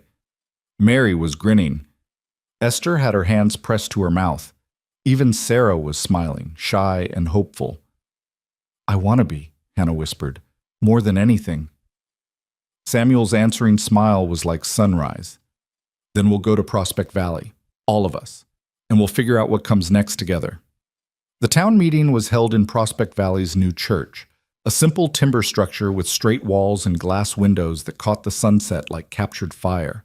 The space was packed with families, farmers, merchants, people drawn by the promise of something better than what they'd left behind. Ruth had indeed saved them seats near the front, and Hannah found herself sandwiched between Mary and Samuel while the younger girls fidgeted in their Sunday dresses. The meeting was led by a man named Marcus Webb, late 40s, weathered face, the kind of voice that carried authority without needing to shout. He'd been a territorial judge in Wyoming before moving here, he explained, and he'd seen too many good towns rotted from the inside by corruption and greed. "Prospect Valley is built on 3 principles," Webb said, standing at the makeshift pulpit. "Fair law, honest work, and mutual protection. We don't tolerate bribes. We don't look the other way when powerful men abuse their position. And we stand together when trouble comes, because out here, trouble always comes eventually." He talked about land grants available for homesteaders, about the need for tradespeople and teachers, about plans for a proper school and a general store and eventually a rail connection. He talked about water rights and grazing agreements and how disputes would be settled by elected arbitration rather than whoever had the most guns. Hannah listened and felt something loosen in her chest. This was what she'd been searching for when she ran from Denver. Not just safety, but the possibility of a life built on something other than fear. A place where asking for work wouldn't get you locked in a cage, where contracts couldn't turn human beings into property, where the law meant something beyond whoever paid for it. After the formal presentation, people mingled and talked. Hannah met families who'd come from as far as Kansas and Missouri, all chasing the same dream of starting over. She met Elena Morales, a widow with 3 sons who planned to open a bakery. She met James and Nora Chen, who'd left California after racist legislation made it impossible for them to own property there. She met dozens of people whose names she'd forget by morning, but whose stories all had the same thread running through them. We were broken somewhere else, and we're hoping this place will let us heal. Ruth found her near the refreshment table where Hannah was trying to keep Ruthie from eating all the cookies. "What do you think?" Ruth asked, pouring herself coffee from a large pot. "I think it sounds too good to be true. It's not perfect. Nowhere is." Ruth took a sip, made a face at the weakness of the coffee. "But it's a chance, and sometimes that's all people need." "Just one more, please?" Ruthie was tugging at Hannah's sleeve, deploying her most devastating puppy dog eyes. You've had 3 already. Any more and you'll be sick. Hannah handed her an apple instead. Eat this and then we'll see. Ruthie pouted, but accepted the apple, wandering off to find her sisters. Ruth watched her go with something that might have been approval. You're good with them. The girls. Hannah felt herself flush. They make it easy. Nonsense. Children are never easy, but you care about them, and they can tell. That matters. Ruth set down her cup. Samuel asked me about employment opportunities in Prospect Valley for someone with sewing skills. Hannah's heart jumped. He did? There's a woman here, Mrs. Adelaide Finch, who runs a dressmaking shop. She's looking for help, someone who can do alterations and repairs. I mentioned you might be interested. Yes. Absolutely yes. Hannah couldn't keep the eagerness from her voice. Where do I find her? Ruth pointed across the room to where an elegant woman in her 60s was deep in conversation with Elena Morales. Adelaide's the one in the green dress. Go introduce yourself. Tell her Ruth sent you. Hannah crossed the room, feeling like she was walking toward her own future. Adelaide Finch had silver hair arranged in elaborate braids, kind eyes behind wire spectacles, and hands that moved expressively as she talked. When Hannah approached, she turned with a welcoming smile. Mrs. Finch? I'm Hannah Brennan. Ruth Hollister said you might need help with sewing. Adelaide's eyes sharpened with interest. Can you do buttonholes? Yes, ma'am. And hemming, alterations, basic tailoring. My mother taught me before she passed. Show me your hands. Hannah held them out, suddenly self-conscious of the calluses and rough skin from weeks of ranch work. But Adelaide took them gently, examined the fingers, tested the flexibility of the joints. Good hands, strong but nimble. Adelaide released her. I can offer you 3 days a week to start. Pays modest but fair, and if you prove skilled, there's potential for more hours. She paused. I should warn you, I have high standards. I won't sell shoddy work just because we're in a frontier town. If you can't meet my expectations, this won't work out. I understand. I'd like to try. Adelaide smiled, and it transformed her whole face. Then we'll see you Monday morning, 8 o'clock sharp. Hannah felt like she was floating as she returned to where Samuel and the girls waited. Mary took one look at her expression and squealed, You got it! You got the job! I start Monday, 3 days a week. Hannah couldn't stop smiling even though her face hurt from it. I'm going to be a seamstress, a real seamstress, with wages and everything. Samuel's pride was visible even in the dim church lighting. Congratulations, you've earned it. We should celebrate, Esther declared. Can we get pie from that bakery lady? It's not open yet, Abigail pointed out with the patience of someone who'd explained this multiple times already. Then we'll bake our own pie when we get home. The special kind with the lattice top. Esther looked at Hannah hopefully. You'll show us how, right? Of course. We'll make the best celebration pie this territory has ever seen. The ride home was full of chatter and plans. The girls wanted to know everything about Prospect Valley. Could they really move there? Would they have their own house? Could they get a dog? Would there be other children to play with? Samuel answered patiently while Hannah held Ruthie, who'd fallen asleep against her shoulder, sticky-faced and content. When they finally pulled into the ranch yard, the burned barn was a dark shape against the stars. But instead of feeling like a scar, it looked like possibility, cleared ground where something new could be built. Samuel helped Hannah down from the wagon while Mary herded the younger girls inside. For a moment they stood together in the darkness, close enough that Hannah could feel the warmth radiating from him. Thank you, she said softly, for taking me to the meeting, for asking Ruth about the job, for everything. You don't need to thank me for treating you like you matter. Samuel's voice was rough. Hannah, I need to tell you something. Her heart stuttered. What? I've been thinking about this for weeks now, trying to figure out the right way to say it, the right time. He took her hands in his, and even in the darkness she could see the intensity in his eyes. I'm falling in love with you. Maybe I started falling the moment I saw you in that cage. Maybe it was later, watching you teach my daughters to braid bread, or seeing you face down Emmett Crenshaw without flinching. I don't know exactly when it happened, but it did. And I need you to know that before we make any decisions about Prospect Valley. Hannah couldn't breathe, couldn't think, could only feel the weight of his words settling into her chest like something precious and terrifying. Samuel, you don't have to say anything right now. I just needed you to know where I stand. He squeezed her hands gently. If you want to come to Prospect Valley as part of this family, I'd be honored. If you want to go on your own, start fresh without the complication of this, I'll understand. But either way, I needed to be honest with you. Hannah looked at him, this man who'd saved her, freed her, given her back her life without asking for anything in return. This man whose daughters had claimed her heart before she'd even realized she was giving it. This man who looked at her like she was something worth treasuring instead of something to be used. I'm falling in love with you too, she whispered. I've been trying not to because it seemed impossible, seemed like too much too fast. But I can't help it. You and your daughters, you've given me everything I thought I'd lost forever. A home, a family, a future worth having.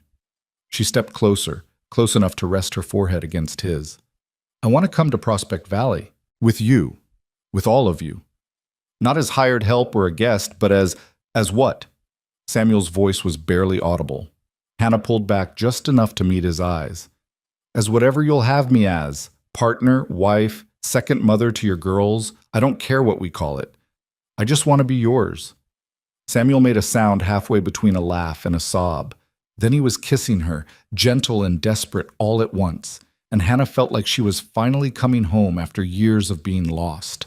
His hands cupped her face like she was something fragile, and she kissed him back with all the hope and fear and fierce joy she'd been carrying since the day he'd opened that cage door. When they finally broke apart, both breathing hard, Samuel rested his forehead against hers. Marry me, he said, not because you owe me or because the girls need a mother, but because I can't imagine building a future that doesn't have you in it. Yes, Hannah said, and started laughing because it was either that or cry, and she was so tired of crying. Yes, Samuel McCord, I'll marry you. Papa's kissing Miss Hannah.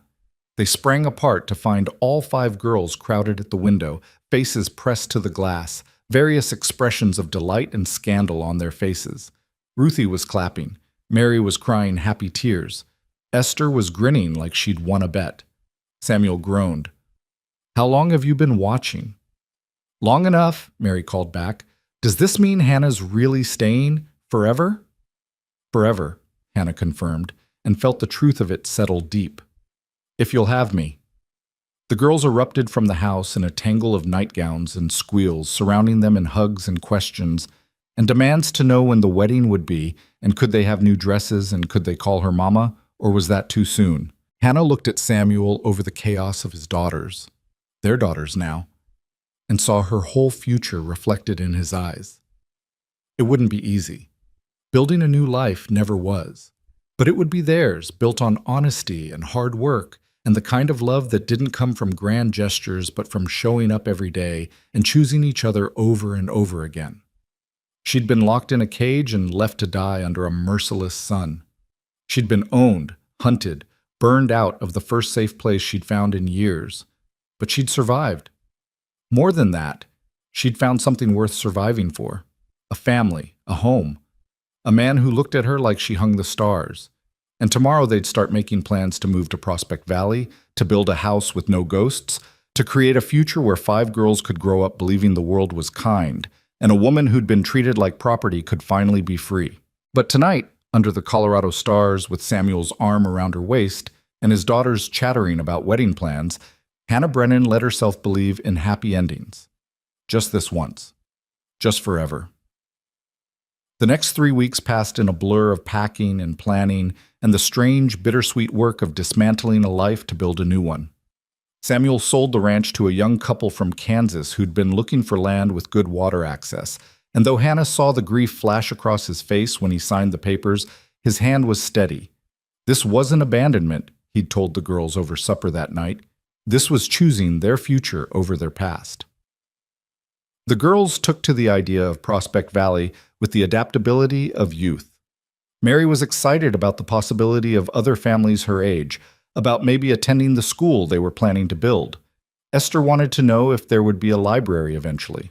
Abigail had already befriended Elena Morales' youngest son at the town meeting and was counting down the days until they'd be neighbors. Sarah had drawn pictures of what she imagined their new house would look like. always with 6 windows, one for each of them, plus Hannah. And Ruthie had simply declared that anywhere Papa and Hannah went was home, which had made Hannah cry into the dishwater when she thought no one was looking. But someone was always looking in a house full of girls. "You cry a lot for someone who's happy," Ruthie observed one afternoon, watching Hannah wipe her eyes while folding laundry. "Sometimes happiness is so big it leaks out," Hannah said, which made perfect sense to Ruthie and no sense at all to Abigail, who'd overheard and wanted a more scientific explanation. The wedding was planned for their first week in Prospect Valley. Ruth had offered her boarding house for the ceremony, and Adelaide Finch had quietly mentioned that she had her late daughter's wedding dress in storage if Hannah wanted to see it. The kindness of near strangers kept catching Hannah off guard, kept reminding her that the world contained more good than she'd let herself believe during those years of running and hiding. 3 days before they were set to leave for Prospect Valley, Deputy Marshal Thomas Blake rode up to the ranch with news that made Hannah's blood run cold. "Emmett Crenshaw's been spotted," Blake said without preamble, standing in the yard with his hat in his hands, near the Colorado-Wyoming border. "We think he's heading back this way." Samuel's jaw tightened. "Why would he come back? He has to know there's a warrant out for him." Men like Emmett don't think straight when their pride's been damaged. His brother's in prison, his family's reputation is destroyed, and in his mind, it's all because of one woman who refused to stay property. Blake looked at Hannah with something that might have been apology. "I'm not saying he's definitely coming here, but I wanted you to know. Wanted you to be careful." "We're leaving in 3 days," Samuel said. "We'll be in Prospect Valley before he could possibly find us." "That's good. That's smart." Blake shifted his weight. "But until then, keep your rifle loaded and your doors locked. And if you see anyone you don't recognize, you send one of the girls for me immediately." He left with promises to ride by daily until they departed, and Hannah tried not to let the fear settle back into her bones. She'd been free for weeks now, free and safe, and building towards something beautiful. Emmett Crenshaw was one man nursing a grudge, nothing more. He couldn't hurt her anymore. But that night she woke from dreams of burning barns and cages under summer sun, and had to remind herself 3 times that she was in Mary's bed in Samuel's house, and the door was locked and no one was coming for her. The knock came at dawn on their last full day at the ranch. Hannah was already awake, making coffee in the pre-sunrise darkness, while the girls slept, and Samuel did early chores in what remained of the livestock pen. The knock was soft, almost tentative, nothing like Emmett's aggressive pounding or Blake's official rap. She approached the door cautiously, keeping the heavy iron poker from the fireplace in one hand. "Who is it?" "Please, I need help. I'm not here to hurt anyone. Please." A woman's voice, young and frightened. Hannah hesitated for only a moment before cracking the door open, poker still raised. The girl on the porch couldn't have been more than 19. She was thin to the point of gaunt, dressed in a torn calico dress that had seen better months, with dark hair falling loose around her shoulders and eyes that held the particular exhaustion Hannah recognized from her own reflection 3 years ago. Behind her, barely visible in the growing light, sat a horse that looked as worn out as its rider. "I'm sorry," the girl stammered, hands raised to show she was unarmed. "I didn't know where else to go. Ruth Hollister said if I needed help to find Samuel McCord's ranch. Said there was a woman here who'd understand." Hannah lowered the poker. "Who are you?" "Violet. Violet Chen. I was in Crenshaw's boarding house. With you, I think, though you'd probably left before I arrived." She swayed slightly, and Hannah realized she was about to collapse. "Come inside," Hannah said, making the decision in an instant.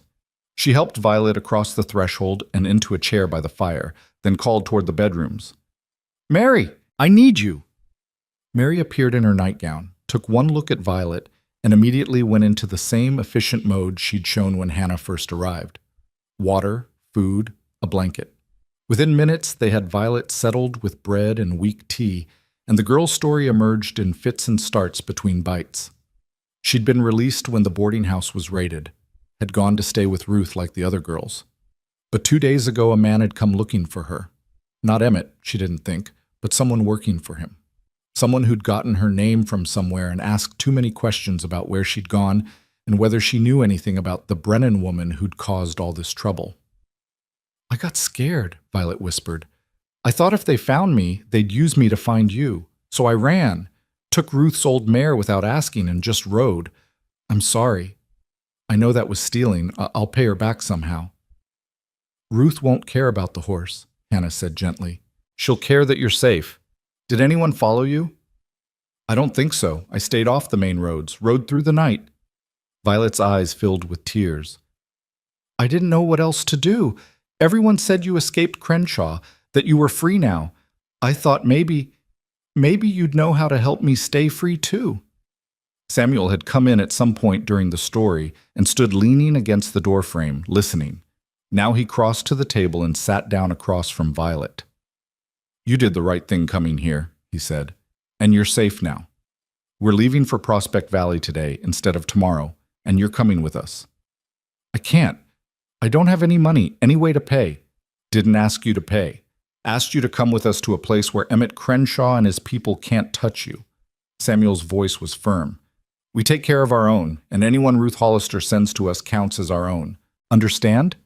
Violet nodded, tears spilling over, and Hannah reached across the table to squeeze her hand. She understood exactly what the girl was feeling, the disbelief that kindness could be real, the fear that accepting help would somehow make everything worse, the desperate hope that maybe this time would be different. "We'll keep you safe," Hannah promised. "I swear it." The house erupted into controlled chaos as they accelerated their departure plans. The girls packed the last of their belongings while Samuel hitched the wagon and loaded their furniture. Hannah helped Violet wash and change into one of Mary's dresses, braided her hair, fed her a proper breakfast. By mid-morning, they were ready to leave. Everything they owned packed into 2 wagons, the livestock sold or distributed to neighbors, the ranch house empty and echoing. Samuel stood in the doorway one last time, looking at the space where he'd raised his daughters and buried his grief and learned to live again. Hannah came to stand beside him, slipping her hand into his. "You all right?" "Catherine and I built this place," he said quietly. "Planned every room, chose every timber. I can still see her here, standing at that stove, rocking Sarah by the fire, laughing at something Mary said." He squeezed Hannah's hand. "But she's not here anymore. She's been gone a long time, and I think she'd be happy that we're moving forward instead of staying frozen in what was. I think she'd be proud of you, of the girls, of what you've built from the grief." Samuel looked down at her, and his smile was soft with affection. "I think she'd like you. Catherine always loved people who refused to quit." They locked the door and left the key under the porch step for the new owners, then climbed into the wagon where the girls waited with varying degrees of patience. Violet sat squeezed between Esther and Abigail, looking overwhelmed but cautiously hopeful. Ruthie had already fallen asleep against Mary's shoulder despite the early hour. The journey to Prospect Valley took most of the day. They followed the route Samuel and Blake had taken to Denver but branched northeast before reaching the main road, taking a smaller track that wound through pine forests and across meadows brilliant with late summer wildflowers. The girls sang traveling songs to pass the time, and Violet slowly relaxed enough to join in, her voice tentative but sweet. They stopped once at midday to rest the horses and eat the lunch Mary had packed. Sarah presented Violet with a drawing, a house with 6 windows and 7 stick figures holding hands in front of it. Violet stared at it for a long moment, then carefully folded it and tucked it into her pocket like it was made of gold. "Thank you," she whispered. No one's ever drawn me into their family before." "You're one of us now," Sarah said with the absolute certainty of 8-year-old logic. Hannah said so, and Hannah doesn't lie.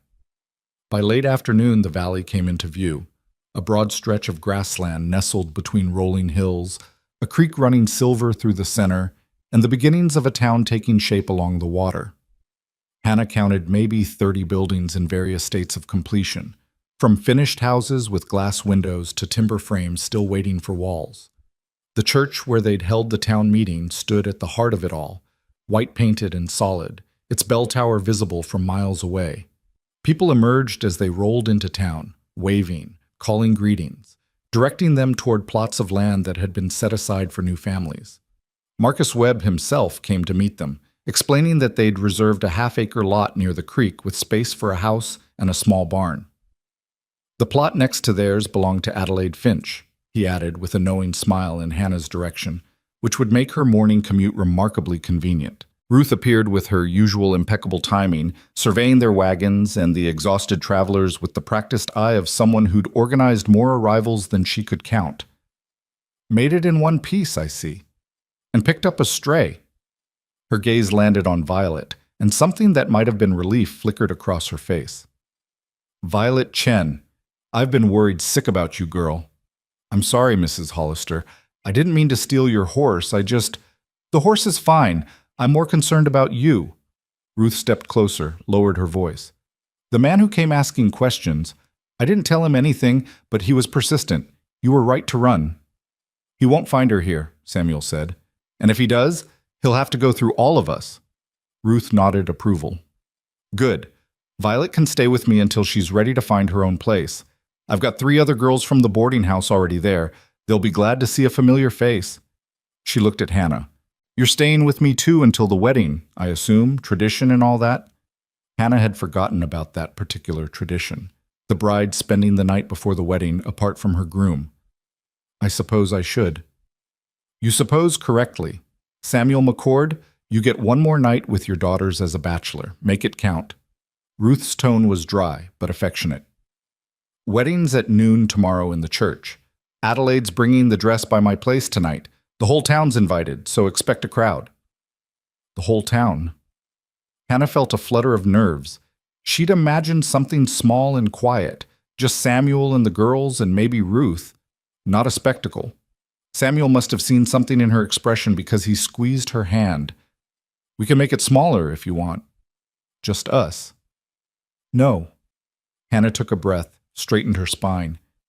No, if we're building a life here, if we're becoming part of this community, then we do it right. We let people celebrate with us. That's my girl, Ruth said approvingly. Now let's get you settled before the sun goes down. The evening passed in a flurry of activity. Samuel and several of the town men began constructing the frame of their new house. Just the basics, enough to have walls and a roof before the weather turned. The girls helped where they could, and Hannah watched from Ruth's porch as the skeleton of her future home took shape against the sunset. Violet had been welcomed by the other girls from Crenshaw's boarding house with the kind of fierce joy that came from shared survival. Hannah recognized 2 of them, Maggie with her crooked smile and Anna who sang. They surrounded Violet with hugs and questions and the easy intimacy of people who'd endured the same nightmare and come out the other side. They're going to be all right, Ruth said, appearing at Hannah's elbow with 2 cups of coffee. All of them.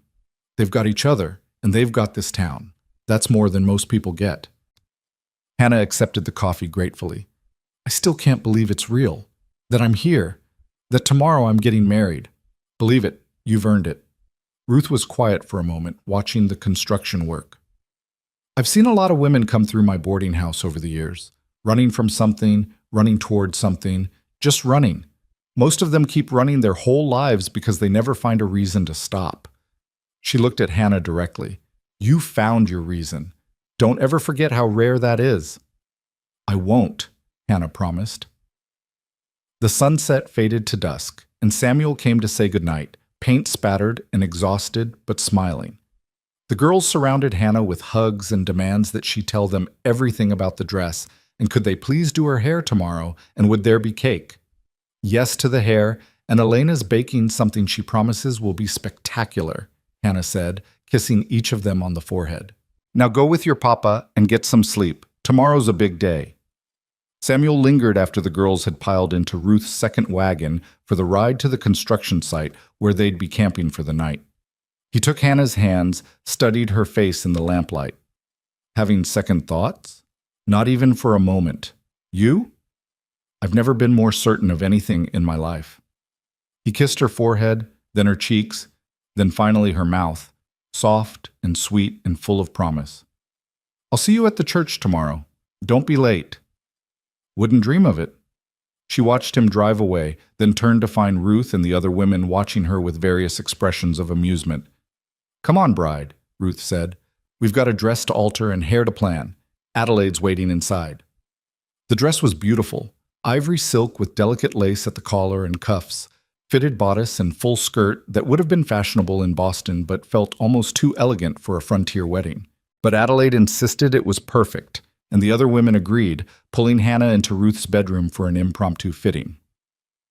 They worked late into the night, taking in seams and adjusting the hem, arguing cheerfully about whether Hannah's hair should be up or down or braided. Violet proved to have a gift for needlework and helped Adelaide with the intricate alterations while Maggie and Anna planned flowers and music. Somewhere around midnight, Hannah looked around at these women, most of them strangers a month ago, some of them survivors of the same hell she'd escaped, and felt her throat tighten with gratitude. This was what family looked like when you built it yourself. Not blood, not obligation, but choice and shared survival and the fierce determination to make something good out of what you'd been given. "Thank you," she said, and her voice cracked. "All of you. For this. For everything." "Oh, don't you start crying," Maggie warned. "If you start, we'll all start, and then your eyes will be puffy tomorrow." But they were all crying anyway, happy tears that felt like healing. And when they finally declared the dress perfect and sent Hannah to bed, she lay awake in Ruth's guest room, staring at the ceiling and counting her blessings like prayers. Tomorrow, she'd marry Samuel McCord. She'd become mother to 5 girls who'd claimed her before she'd even realized she was being claimed. She'd start her new job with Adelaide, build a life in this town full of second chances, sleep in a house with no ghosts, and wake up every morning knowing she was exactly where she belonged. It felt impossible. It felt like a dream she'd have in that cage, something her mind would conjure to make the heat and hunger bearable. But when she finally slept, her dreams were full of white dresses and church bells, and a future so bright it hurt to look at directly. Morning came with ruthless efficiency. Ruth had Hannah up at dawn, fed and bathed, and settled in a chair while the women descended with flowers and hairpins and an alarming amount of opinions about eyebrows.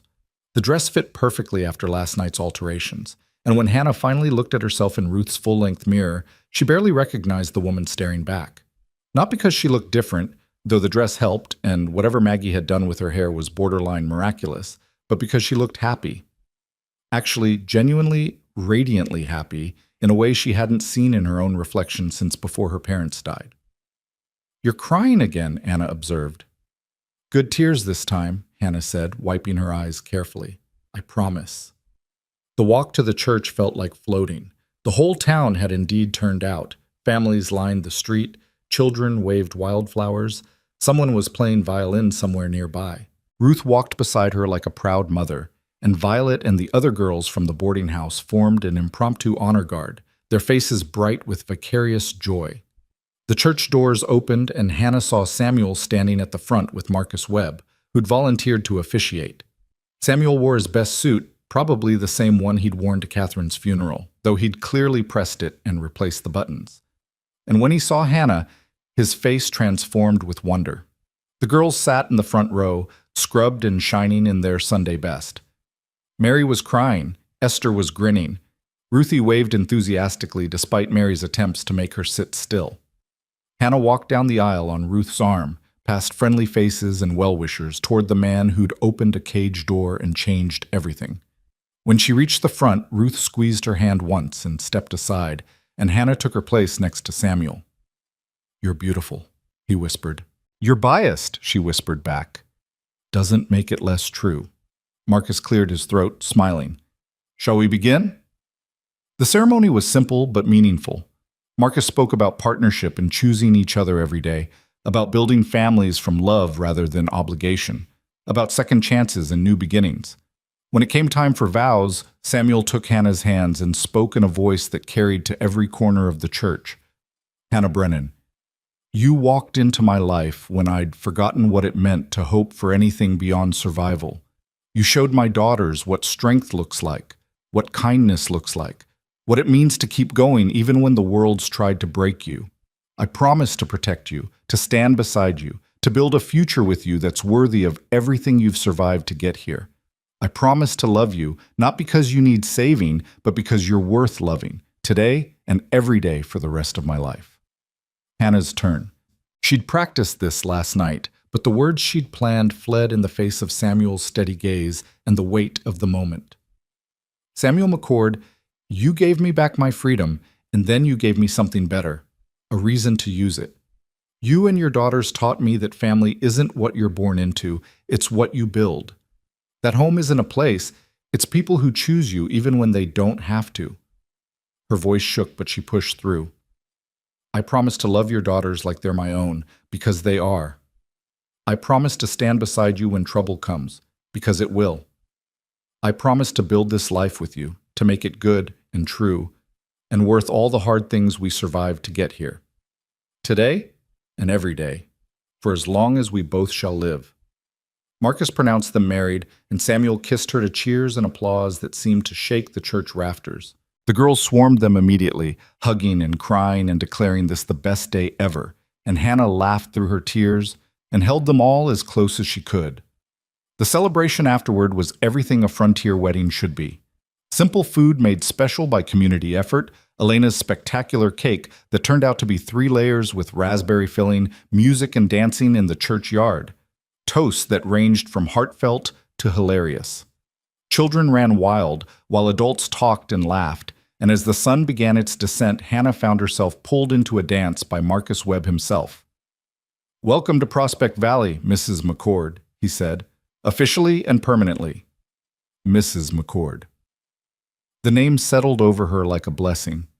Thank you for everything, for building this place. We all built it. You included now. Marcus spun her expertly.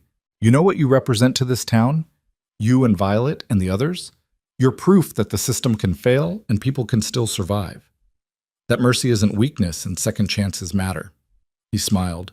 We needed that reminder. We needed you. The dance ended and Samuel reclaimed her, pulling her close for a slower waltz while the violin played something sweet and melancholy. Around them, the town celebrated, but for a moment it felt like they were the only 2 people in the world. Happy? Samuel asked. Deliriously. You? I didn't think I could be this happy again. After Catherine died, I thought... He stopped, swallowed hard. I thought that was it. One great love in a lifetime, and then just survival. But you proved me wrong. Catherine would want you to be happy. I know, and I think she'd like that it's you making me happy. You're both stubborn as hell. His smile was affectionate. The girls are planning to sleep at Ruth's tonight. Something about giving us privacy, which means we have the construction site to ourselves. Hannah laughed. How romantic! Sleeping under the stars with half-built walls. I'll make it romantic, I promise. He did. After the celebration wound down and the guests departed with well wishes and promises to help finish the house tomorrow, Samuel led Hannah to their land. The frame was up, solid and true, with a canvas tarp stretched overhead for temporary shelter. He'd brought blankets and pillows, had even hung a lantern from one of the beams to cast warm light over their makeshift bedroom. It's not much, he said, but it's ours. It's perfect. And it was. This space that held nothing but possibility.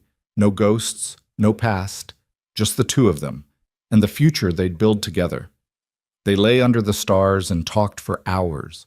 About the girls, about the house they'd build, about Hannah's job with Adelaide and Samuel's plans to start a small herd. They talked about Violet and the other survivors, about making sure Prospect Valley stayed a place where people like them could heal. They talked until talking seemed less important than touching, and then they made love slowly and tenderly, learning each other with the kind of patience that came from knowing they had all the time in the world.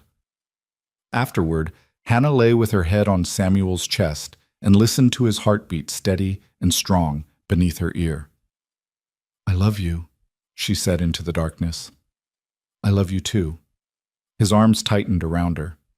Thank you for saying yes, for staying, for choosing this. Thank you for seeing me, for fighting for me, for making me believe I deserve to be fought for.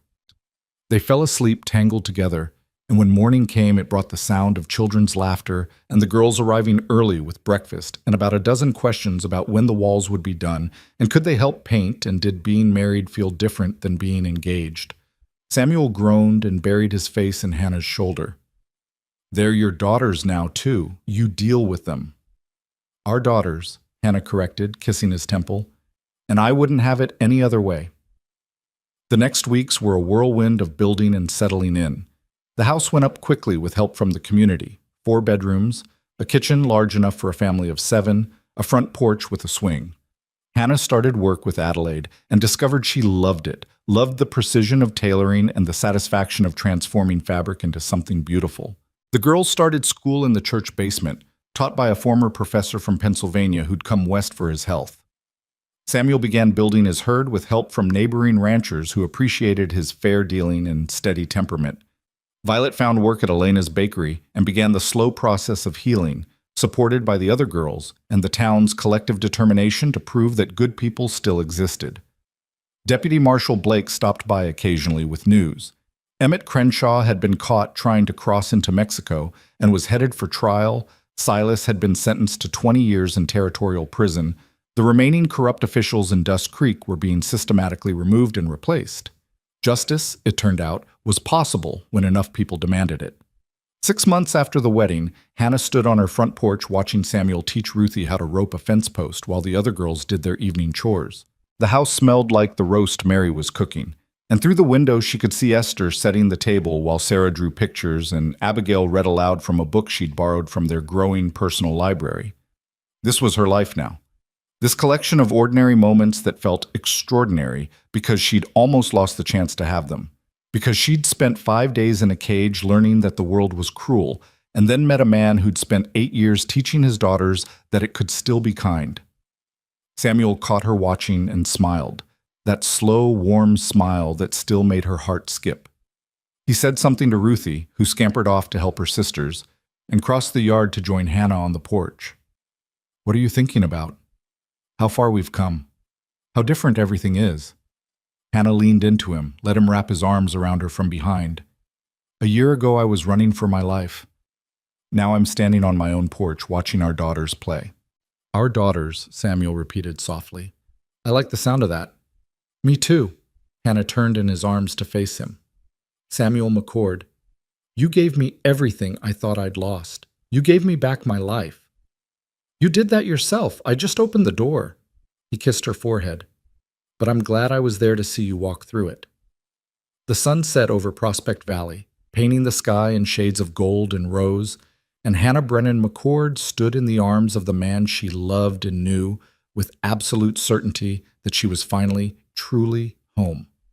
Not because of the house or the town or even the family, though those mattered, but because she'd learned that home wasn't a place you found. It was something you built, piece by piece, choice by choice, with people who saw you at your worst and loved you anyway. She'd been locked in a cage and left to die. She'd been hunted, burned out, nearly broken by men who thought power meant ownership. But she'd survived. More than that, she'd thrived. And standing here on this porch with Samuel's arms around her and the sound of their daughter's laughter floating through the open windows, Hannah finally understood what freedom really meant. Not just the absence of chains, but the presence of choice, the ability to build something beautiful out of ashes, the courage to hope even when hope seemed impossible. She was free. She was loved. She was home. And no fire could ever steal that away.